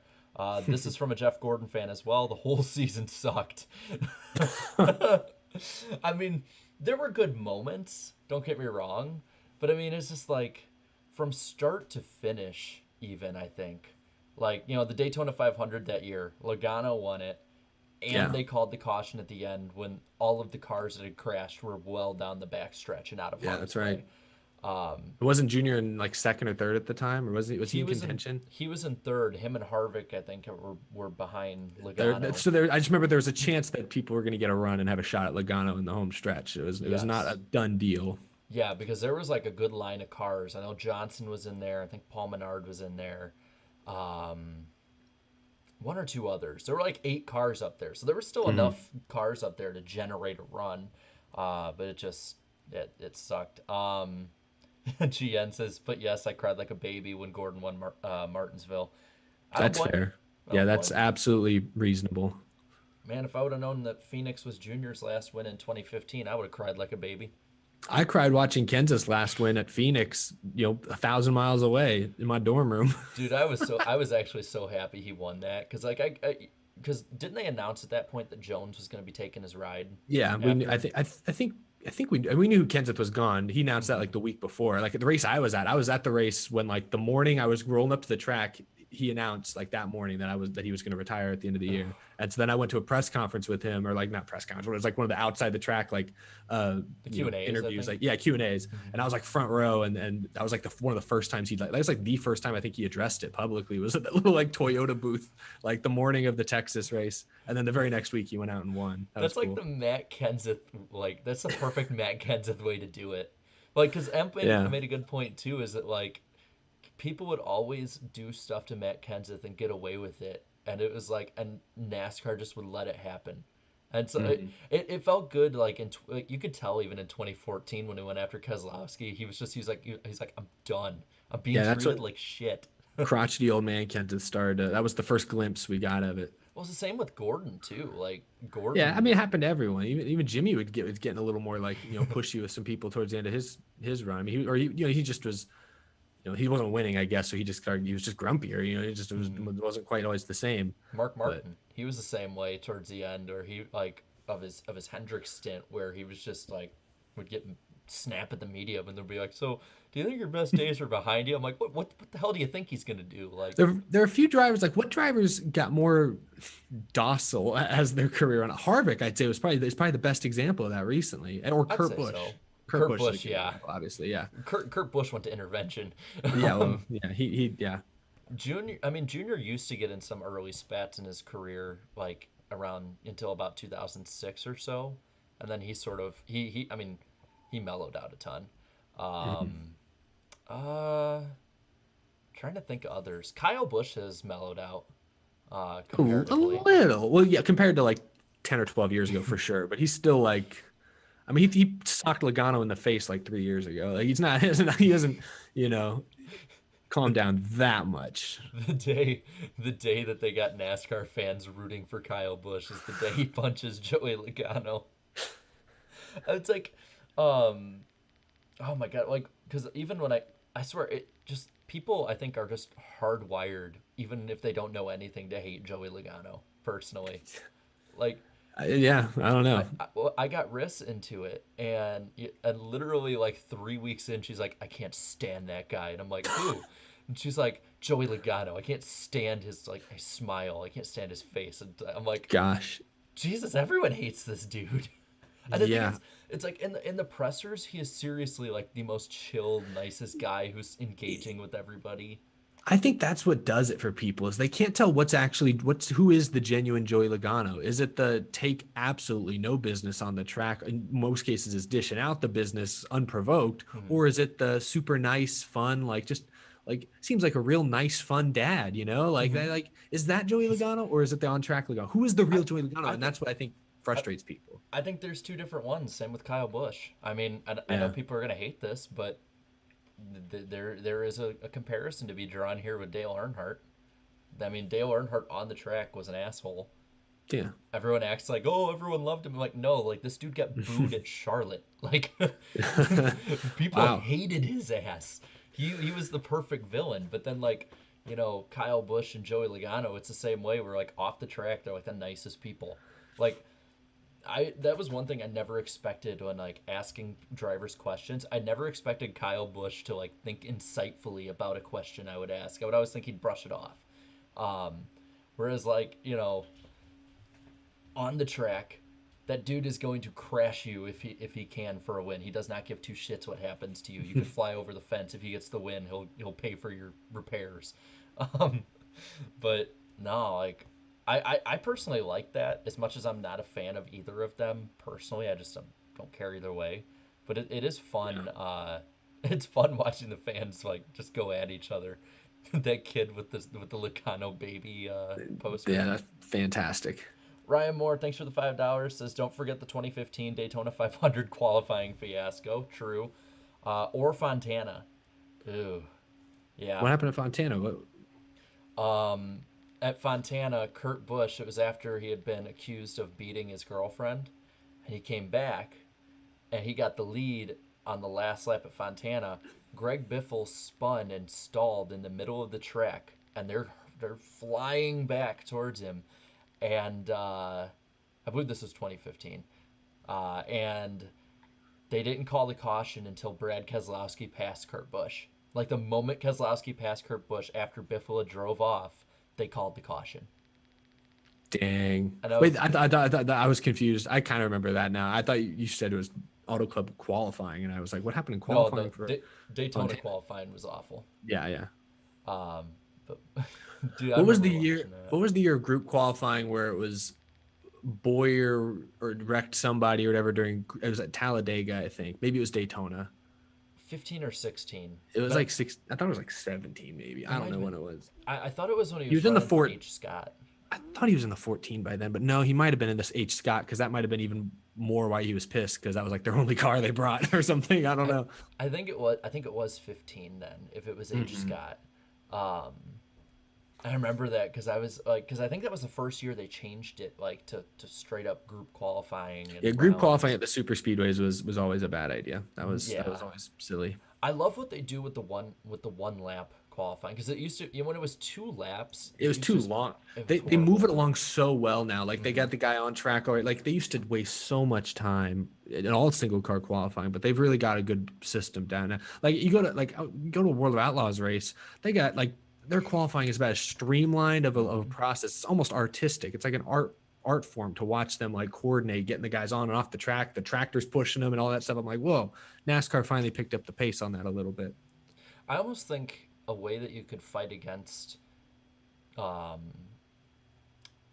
boring single file qualifying if they do it that way, but still appease the single file fans like me, or single car, I should say, not single file, um, would be if like you put out one car and you let him drive about halfway around the track and then you let the other car out. So there's two Hmm. cars qualifying at the same time. You could still streamline it, still have the Yeah. round qualifying, and you'd finish in probably half an hour, 45 minutes if you get that done.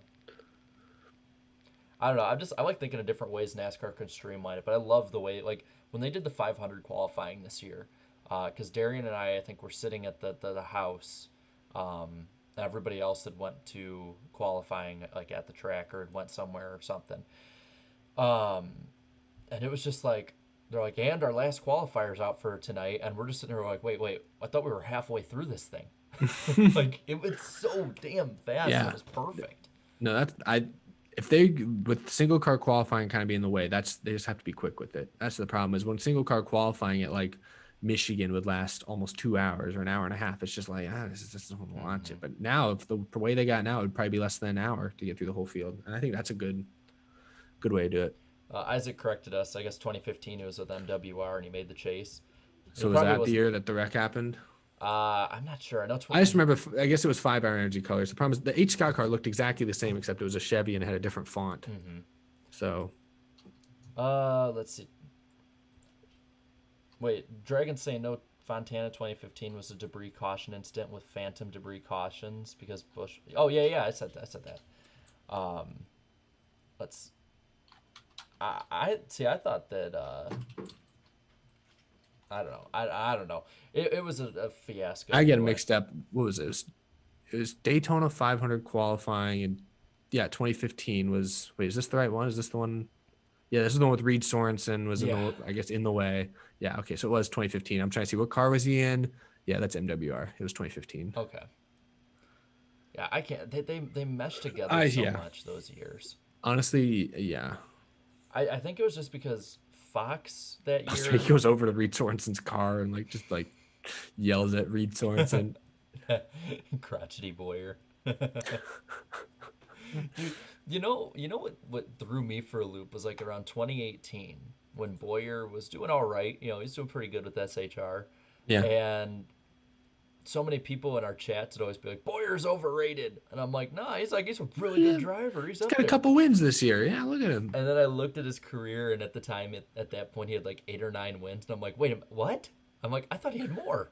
Yeah, he is one of those guys where you feel like he has like 15 or like it's crazy to me that how many wins does Ryan Newman have? Like 18 or 19? Hmm. Like it's crazy to me that Newman had like double the wins of Clint Boyer. Because if you asked me, I would have put them like in the same tier as far as like skill, teams they drove for, things Hmm. like that.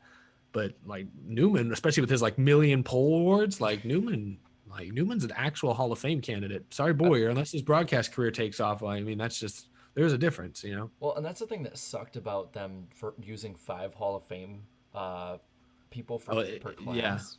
You got through everyone so easy. Like I honestly think if they did 3 from the beginning, that would have been the hardest vote ever between the two Francis, Dale Earnhardt, Richard Yeah, those Petty, and then I who was think the I other think one?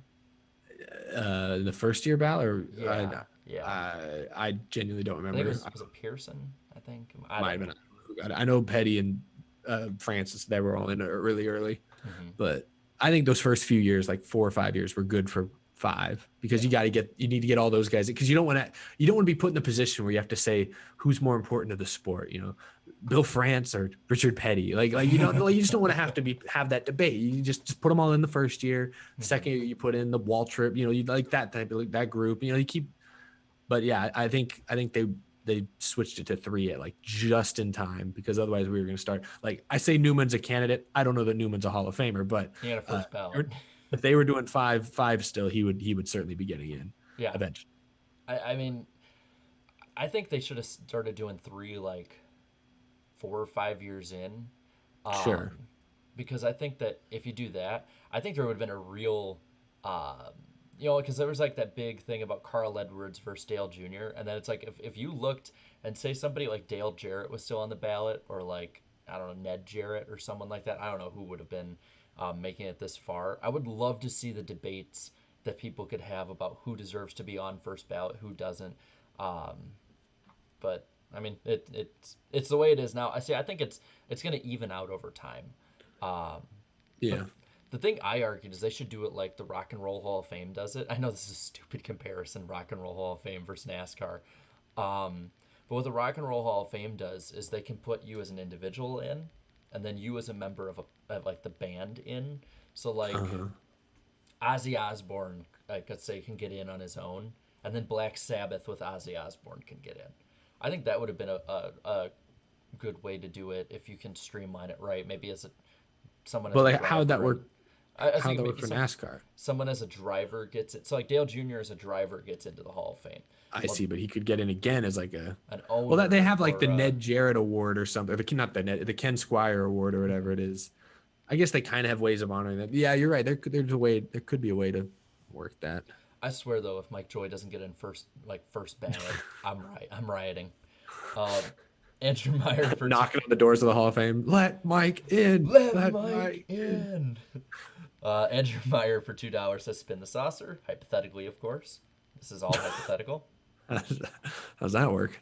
I love how that word has been just associated with me. I'm like, I used it for one series that I think has only went for like 10 to 15 videos, and now everyone, I don't know. It left an impression. I think we'll go another 10 or so minutes and we'll call it a night. I started early so that I wouldn't be up all night. Mm. So put some more questions in there. I don't know. There's got to be something good we haven't talked about yet tonight. Oh, yeah. A lot of Newman's wins in '03 were fuel mileage. I mean, he was pretty fast in '03. I mean, he won He had like what? 8 races. Yeah, I think it was 8. I mean, he also had Jesus. like 8 DNFs or some crazy number. It was like 5 or 8. I don't remember what it was. As much as myself personally, a lot of fans love that era. You cannot deny that was a weird time. Like when you look at how stuff progressed after the fact, like Dale Jr. and Ryan Newman were some of the most dominant drivers, and then after the fact, they couldn't like win to save their lives for 10 years. Like Yeah, that is weird. it's so odd. You had some Um, guys that like Johnson came in right away and was obviously going to be a oh perennial yeah. contender. Like you did year one, you know. Hmm. So you had a few of those. You know, Harvick came in and won in his like 4th race or whatever it was, 5th race. Yeah. So you had a few that were clearly like he's here to stay, and they did stay. But yeah, like that was a weird. Like I wonder if there are any of those drivers today that could end up falling in that same basket as like a Newman or a whoever you Dale Jr. Although Dale Jr. went on to win like 26 races. He Like did. I Yeah, I'm like not gonna say it was bad by any means. and he spread them out. Like he still was winning in like he won 500 in 2014. He was still winning his final couple of years. Not consistently, but he didn't win in 2016 or 2017, but he win in 2016? No, he had I think 4 or 5 second place finishes. I know Mhm. one of them. There was a while where I didn't like Chase Elliott in 2016 because Junior takes the lead at Pocono, and then like Elliott just dives into the corner. Like it's obvious he is not going to pass him, and he dives in under his teammate instead of going single file and like trying to get him, in the next corner. And this is just a rookie move. Dives in, runs him and Junior up the track. Kurt Busch goes by and like ends up winning it. And I remember that. That was frustrating. I'm like, you son of a bitch. He could have won. But let's see. John Racing says, Iceberg, did you know that Chicagoland has been sold from ISC? I didn't see that. Has it? Well, double check on that. Somebody earlier was trying to say that Josh Berry's landed a full-time Xfinity ride. I don't think that's true. I looked on Twitter. I didn't see anything, but I didn't look that hard. I Yeah, that's my thing. I haven't had a chance really to look today because I've just been doing so much stuff. I mean, I'll Um, double check. I feel like if he'd got a full-time ride, my whole Twitter feed would be about it. As it is, I don't see anything. Here's another one. Noah Coleman brings up. I'm assuming this Bob is Bob Jenkins. Why is Bob Jenkins in the Hall of Fame yet? I don't think so. I think the only like TV people that are like Squire, Benny and then like Parsons is in, right? yeah, I believe he is.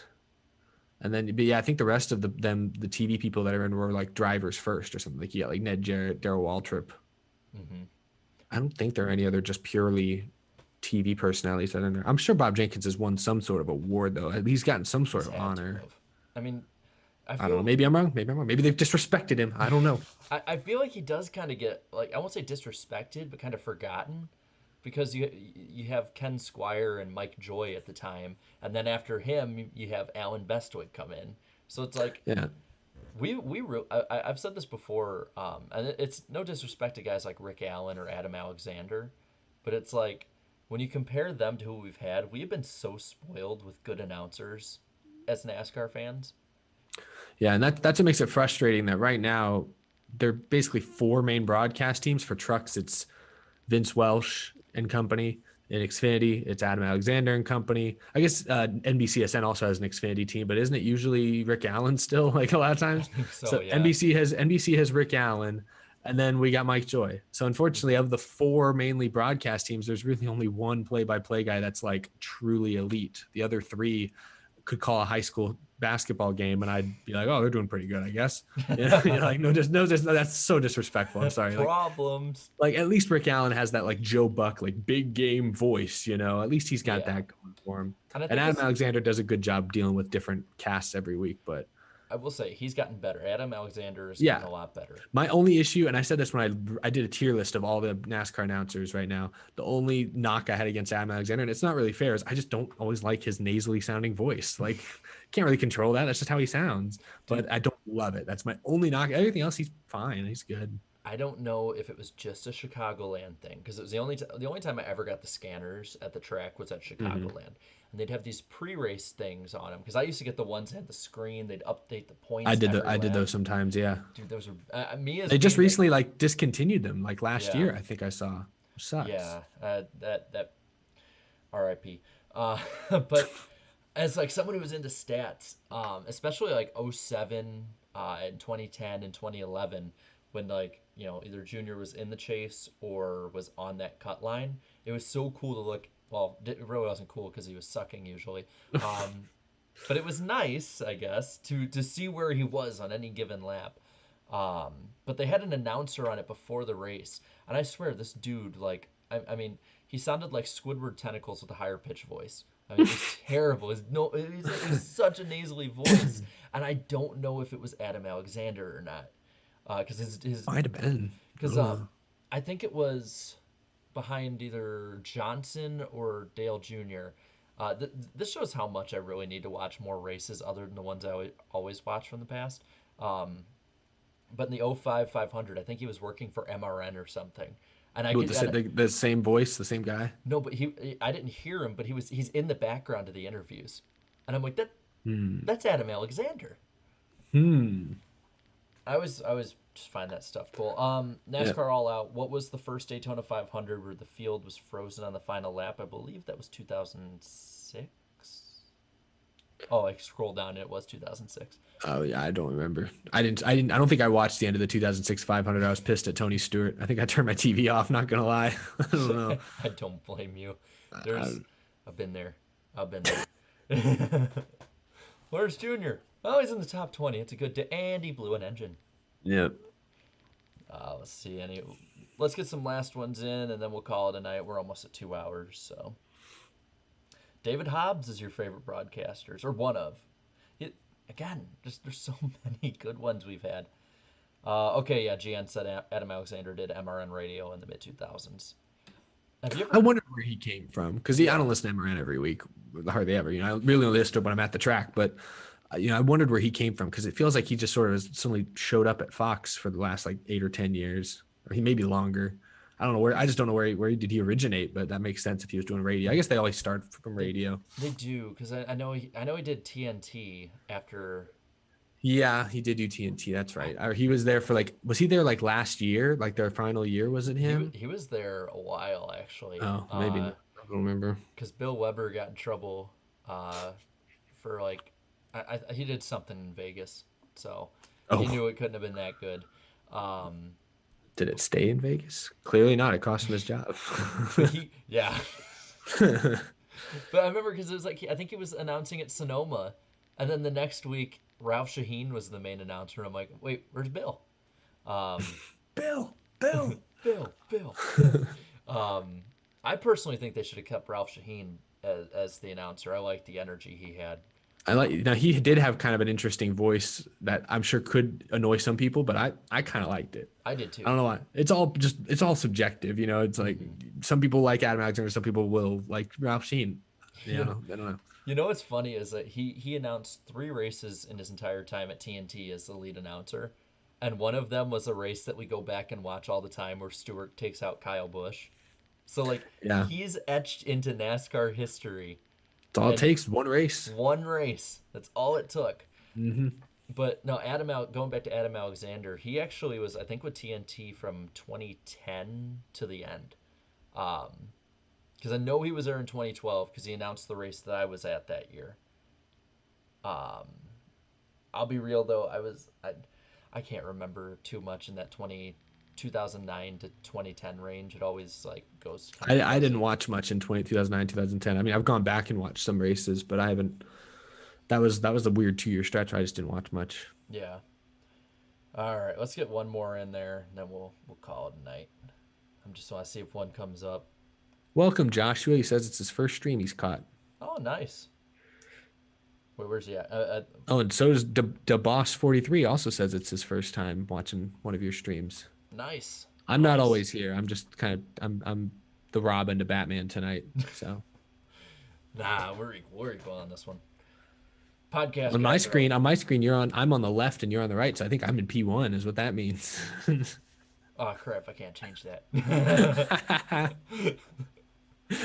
So I don't know if you. Well, it's smaller now. When it was just me on screen, it was easier to see. But I managed to get Wilson right under the UFO, so it looks like the UFO is. Let me see if I Oh can. my God, I can barely see it. There he is. Yep, So I see him. it looks like the UFO is abducting him. Wait, I It gotta get kind of it. looks like he kind of looks like an eyeball. It almost looks like an eye. There, now let's see. I'm trying to like position it just right. There we go. Now it kind of looks like it's right over him. I don't know. He's It's kind hard of to see. squished. He's Yeah, pretty squished. he's get it. No, that's just the moment he gets taken into the UFO. I see. This is his final moments of freedom we are witnessing. Let's see. Have you noticed how tough the competition was in the 80s? It was a lot tougher than people give it credit for. But the difference between the haves and the have-nots was definitely much larger. Yeah, like first to last, there was a quite the contrast. But no, you had a lot of good teams back then. That was sort of NASCAR's the rise, if you will. Mm-hmm. There goes the little rat barking in the background. Um, I hope that didn't. I hope that's not too loud on stream. I barely heard it. I heard like maybe something, but I didn't know what it was. She's not going at full bark yet, Warming up. unfortunately. Come on, let's get one more good one in here, and then we'll call it. Questions. Eric, your skin is glowing. It's not a question, but I think I appreciate that. I was like, my skin actually doesn't look as much red. Definitely, it's not tan by any means, but it's not bleached white, so it's an improvement. Come on. Come on, y'all. Let's get one more. I'm like looking for that really, really good one, just Yeah. so we can stick the landing. Absolutely. I was saying earlier, I'm like, I want to see about getting on one of these, getting Jeremy Mayfield in. Like, I think that'd be really fun.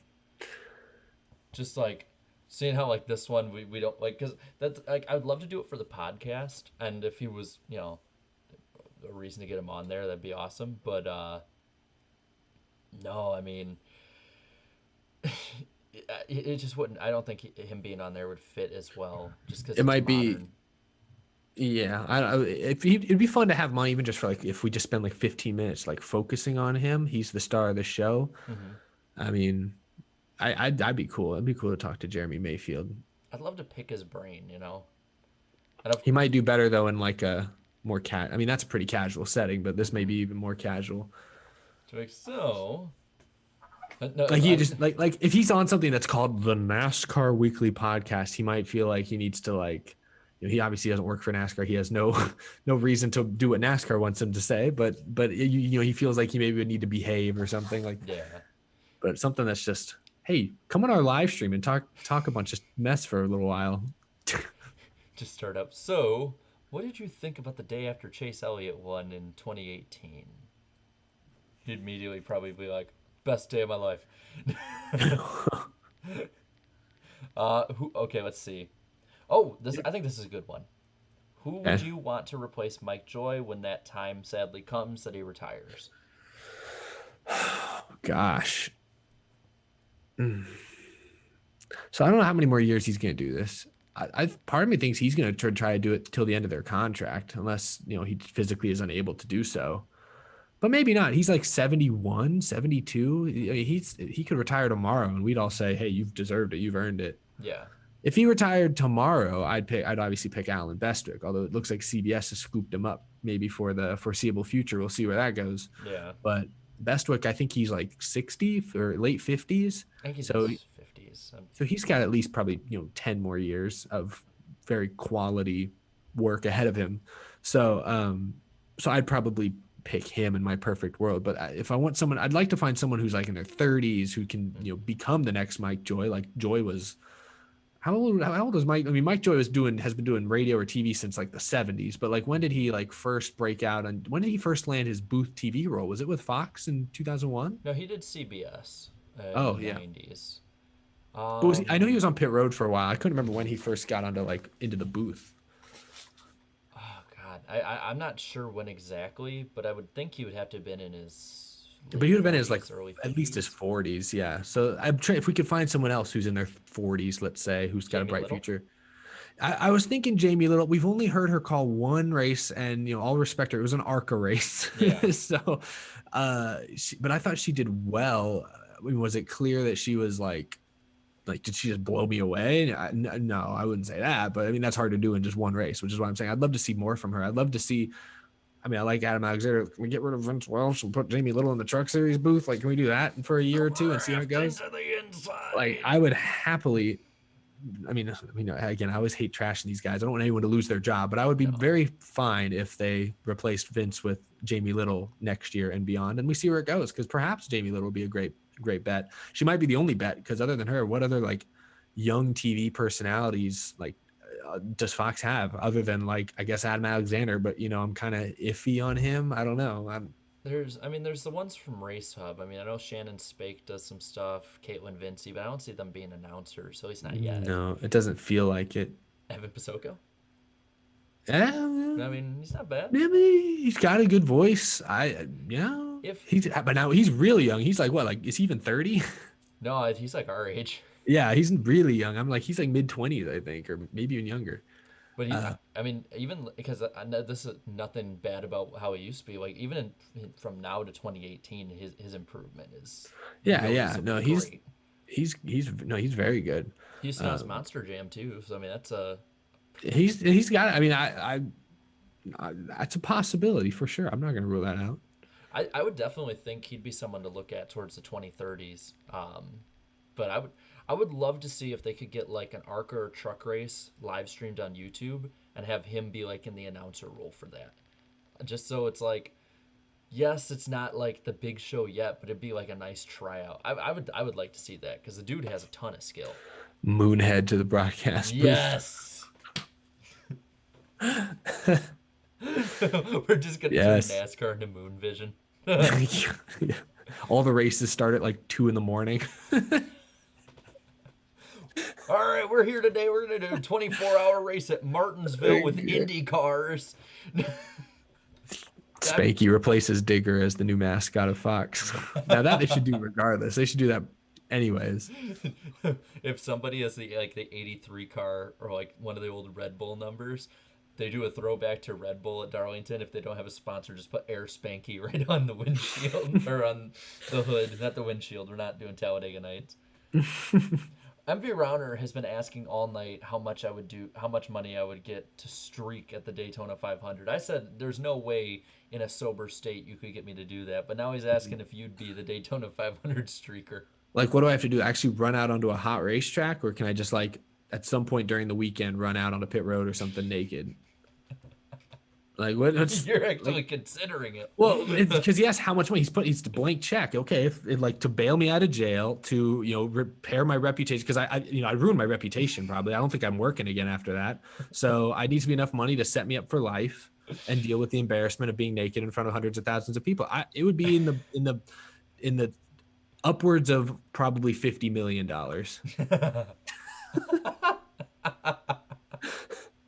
You're just casually like, let's just get it in the But then my nine safety is figures. important as well. I'm not going to like, oh, as the pack's flying by, you need to run out of the like, whoa, hold on now. It's got to be safety is key. You got to be safe here. What was the one? I think it was that '70s show it was the character of Eric Oh, streaked in nice. front of Nixon, I think, or one of the whoever the president was at the time. That's Um, pretty cool. and one of them goes, "You'll get away with it too. How would I get away with streaking in front of the president? Well, who wants to tackle a naked guy? Mm. Like, wouldn't maybe you had to run across the infield grass during the pace laps? See, I'd consider that for again upwards of $50 million, and there might have to be some perks involved as well. Full immunity, like going to every race after that, Yeah, fully we paid have to for. like. I want a zeppelin, A Zeppelin. a blimp. There needs to be a blimp as a part of this deal. Please paint the Zeppelin silver so it looks like a Led Zeppelin. Yes, I'm fine with that. I'll seed that. That yeah.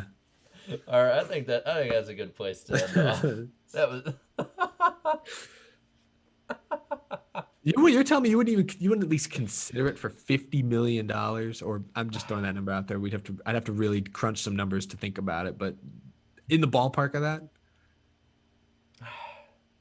That's a lot of money. I'm telling you, man. It's, oh yeah. See, I could see Guru Goo says, "Do you see Danny or Darian?" Danny probably not. Darian. I could see Darian doing it for 100. significantly less than what we are suggesting right here. Like that might be affordable. Be like, give me $1,000 and a box of Chips Ahoy. I don't know. God. I will do it for all the Dale Earnhardt Jr. diecast in your collection. Will work for diecast. I'm gonna bring that sign to a race one day. Like if they still did like race day, like or whatever, like at the stage at the track. Will work for diecast. Hold on, I think we can... Dustin Thatcher says another throwback was released. We'll look at that after the show. Why not though? Who released throwback? You know what would happen if we did end up doing it? What, streaking at the Daytona 500? No, there'd be somebody like years later that would throw back to the streakers. We would become icons. Legends. If somebody ended up doing that and like they did it and the cameras like accidentally got on them when they were going across the infield, because they're going to try to avoid it. They always do. That would be on the same level as the dude that stole the pace car at Talladega. See, that's the thing. And that's true. If I was going to streak, though, I'd have to do something more than just streak. Like, think about just in NASCAR alone. You're right. There's the guy that stole the pace car. There's I guess, a couple of guys that have climbed the catch fence. L.W. Miller, the dude who basically finessed his way into a free car. Or the dude who tried to fight, was it Denny Hamlin a couple of years ago, or Kyle Busch a couple of years ago? I don't remember who it was now. Like, there's fans that have gotten in and done some pretty wacky things, but they've done something. Like, I don't want to just be the guy that runs across the field and gets tackled. I want to do something while I'm naked in front of 100,000 people. Like, I gotta do something. Show while you're naked. Steal the checkered flag and like throw it into the crowd as a souvenir. I don't know. That would just be what we're doing. Remember the dude remember the dude who asked Matt Kenseth for an autograph at Watkins Glen? See, that guy. There's another. That's exactly. They see now. That'll be me, butt naked at the Daytona 500. So what you gotta do? You gotta time it. It's a red flag. No, here's what I would do. You know how they often have like guys parachuting in with the American flag? Oh my god! I'm about to Patrick Star this thing, and I come parachuting in naked. Now that is how you get bang for your buck. That's iconic. Steal the pace car? Yeah, I jumped out of a plane naked. You stole the pace car naked. I steal one of those driver intro trucks. They're always standing in the back waving at the crowd. I just like pop out of the window, like, surprise, Dale Jr., naked guy driving the truck. You steal it with like Stenhouse in the back. Oh my god, this is silly. Oh, we've devolved it being a stream. I don't want to jump out of an airplane though, so now instead of 50 million, it's 100 million. I've altered the deal. Yeah, no, I do my own stunts now. You got to pay for that liability. Dustin Thatcher says for 199. It was Sam Hunt Racing. Was that the Hot Wheels one? It might be then, yeah. It's funny is we have an actual team doing a Hot Wheels throwback, and it's like Hot Wheels. Not really Hot Wheels, but then they have the other company doing. Oh my gosh! Right under the wire, Danny. We gotta ask him now. Yes, Danny. How much money would it take you to streak at the Daytona 500?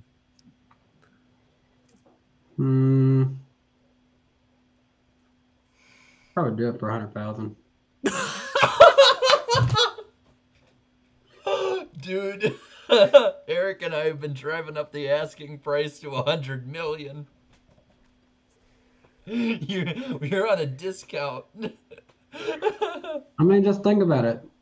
You got easily enough to bail you out of jail for that, and then you just keep the rest of it. Well, what Eric and I have come up with, mostly Eric, is that you'd Patrick Star it with the American flag. Can you? Oh, well, now you're doing more acrobatics. Okay, then yes, 100 million is more reasonable for some. Yeah, that's what I I said. mean, I don't know. You got to define what you're calling streaking, or you just, I'm at the bathroom. Okay, go Yeah, back. No, see, you have to be on the track, the infield, in front of Okay, everybody. you got to define what we're talking about now. Now, if we're Mhm. going, if I'm gonna be literally, it's junk is hanging out in front of everybody in the world, then we're getting up into the high past 50 million range. Okay, all right. When you said 100, 100,000. Am I just going for the camping ground? I don't mind. sure, okay, I can understand 100,000, I'll that. go for the campground. He's asking for like 100th or 1,000th of what we were asking I for. parachute naked into the driver's motorhome lot for 100,000. We were, and then they had asked if what like if you or Darian would do it, Danny, and we're like Darian would like be like give me $1,000 and a Chips Ahoy box. Oh my god. This has devolved into the BS stream, and I'm here for this. It was fantastic. Oh, but say, what kind of stream are we having here, guys? I don't know. How was WrestleMania? What was it like being Yeah. in the virtual crowd? SmackDown, by the way. SmackDown, whatever. It's all WrestleMania to me. I don't know the difference. I saw myself on TV, so that was cool. Hey, Nice. were you like in that setup? Like, did you have like the ally hat on and stuff? Yeah, so I was like, just watch out for a guy in a gray hoodie and ally hat, and that's me. That's Nice. cool. And then Sweet. I snapped a picture, and because you can barely see it, I was like, there I am, Gary, there I am. I'll check it out. That's freaking awesome. We actually were about to be on our way out, so I mean, we may go another few minutes, but Dragon says end knowing this you guys, I'll before. probably talk to you even for a little bit after you get done streaming. So Dustin just asked for $1.99. How much to streak the Indy 500? It's comparable. I mean, I don't know. that's too sacred. We will not be Wait a- blasphemizing that race. Wait a minute. You really want to piss him off? Streak across the bricks.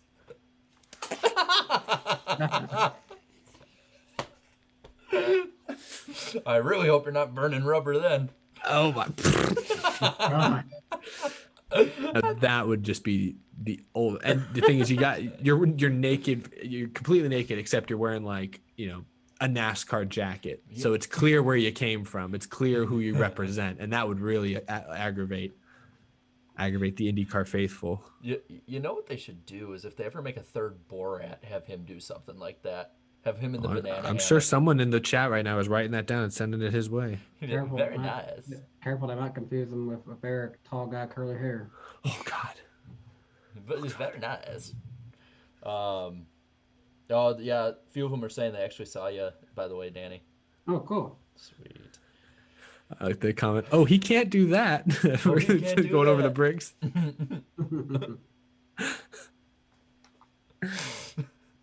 Oh man. Oh man.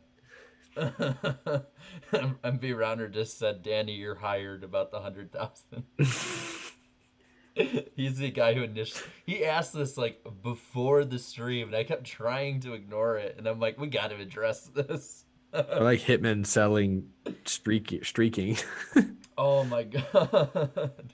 Groovy Goose says, it's birds. It's a plane. No, it's Groovy Goose honk. Honk.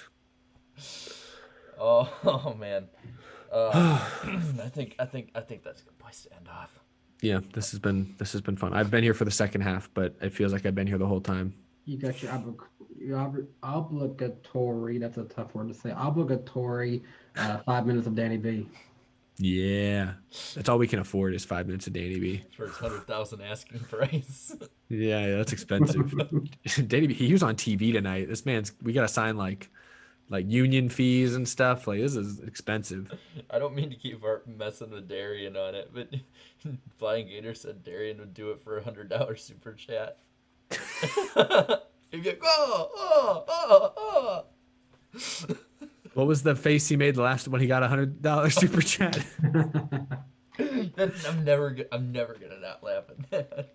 Yeah. It's Imagine like the if they- croissant of faces. Imagine if he somehow, if we ever one day got like a $100,000 super chat somehow, and his mouth would be like, ah. No, he'd pass out.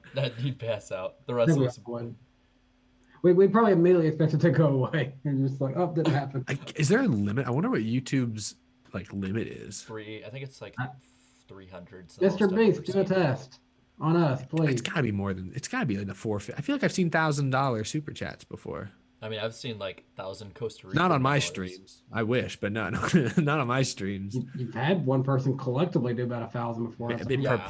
Probably, yeah. That was crazy. I but think it's like collectively you can do 1,000. After that, YouTube stops you. Because I've watched streams before where someone's like, this is something that I've sat here and I'm like, I kind of want this to happen, but at the same time, I don't because somebody's going to be in debt afterwards.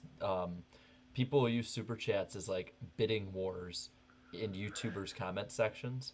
yeah. And that's just, it feels kind of dirty to gamify it like that. There was a dude who did on Twitch, Ludwig on Twitch, did like a subathon where he streamed for like a month straight, like 31 days straight. He was streaming, like even he would like stream himself asleep, like in front of the camera. And the idea was like anytime someone subscribed to him on Twitch, which is like $5, you know, the timer would go up like 10 or 20 seconds or something. And the thing is, it started at like an hour, and it just never, like, people kept subscribing, so it was up over like 100 hours at one point. And so he's like, I'm gonna be here all week, like, and then it turned into like a full month, I think. Oh my God. I think they counted he made like $1 million in a month. I was about to say, when you're getting that much, you can literally, okay, I'll quit my job for that. Yeah, like it was. I think he's now like the most subscribed guy on Twitch as a result, like even ahead of like not PewDiePie, Ninja. I think Ninja was the number one. Wow. That was like it was a story. I think it literally just ended like a few days ago. Anyway, they're saying in the chat $500 is the maximum for a super chat. Mm. They said Darian would be a viral meme after a $500 super chat. Oh, I would love to see that. I can imagine it'd be like a very loud scream followed by passing out. I'd pass out if I got a $500 super chat. I know the few times I've got there goes the rat. And now I hear her. There goes the rat. All right, I think we should head out now. So that's been fun. Oh yeah. So this week, my channel, NASCAR Weekly Podcast, 8 p.m. Central Time, 9 p.m. Eastern Time. Starting an hour late just because of the iRacing deal. So as soon as you're done with that, come to us. Not 100% sure yet. Pretty sure we're having Tony Breidenker on. If not, we're still gonna have fun. We got some pretty cool stuff planned. But yeah, till then, later.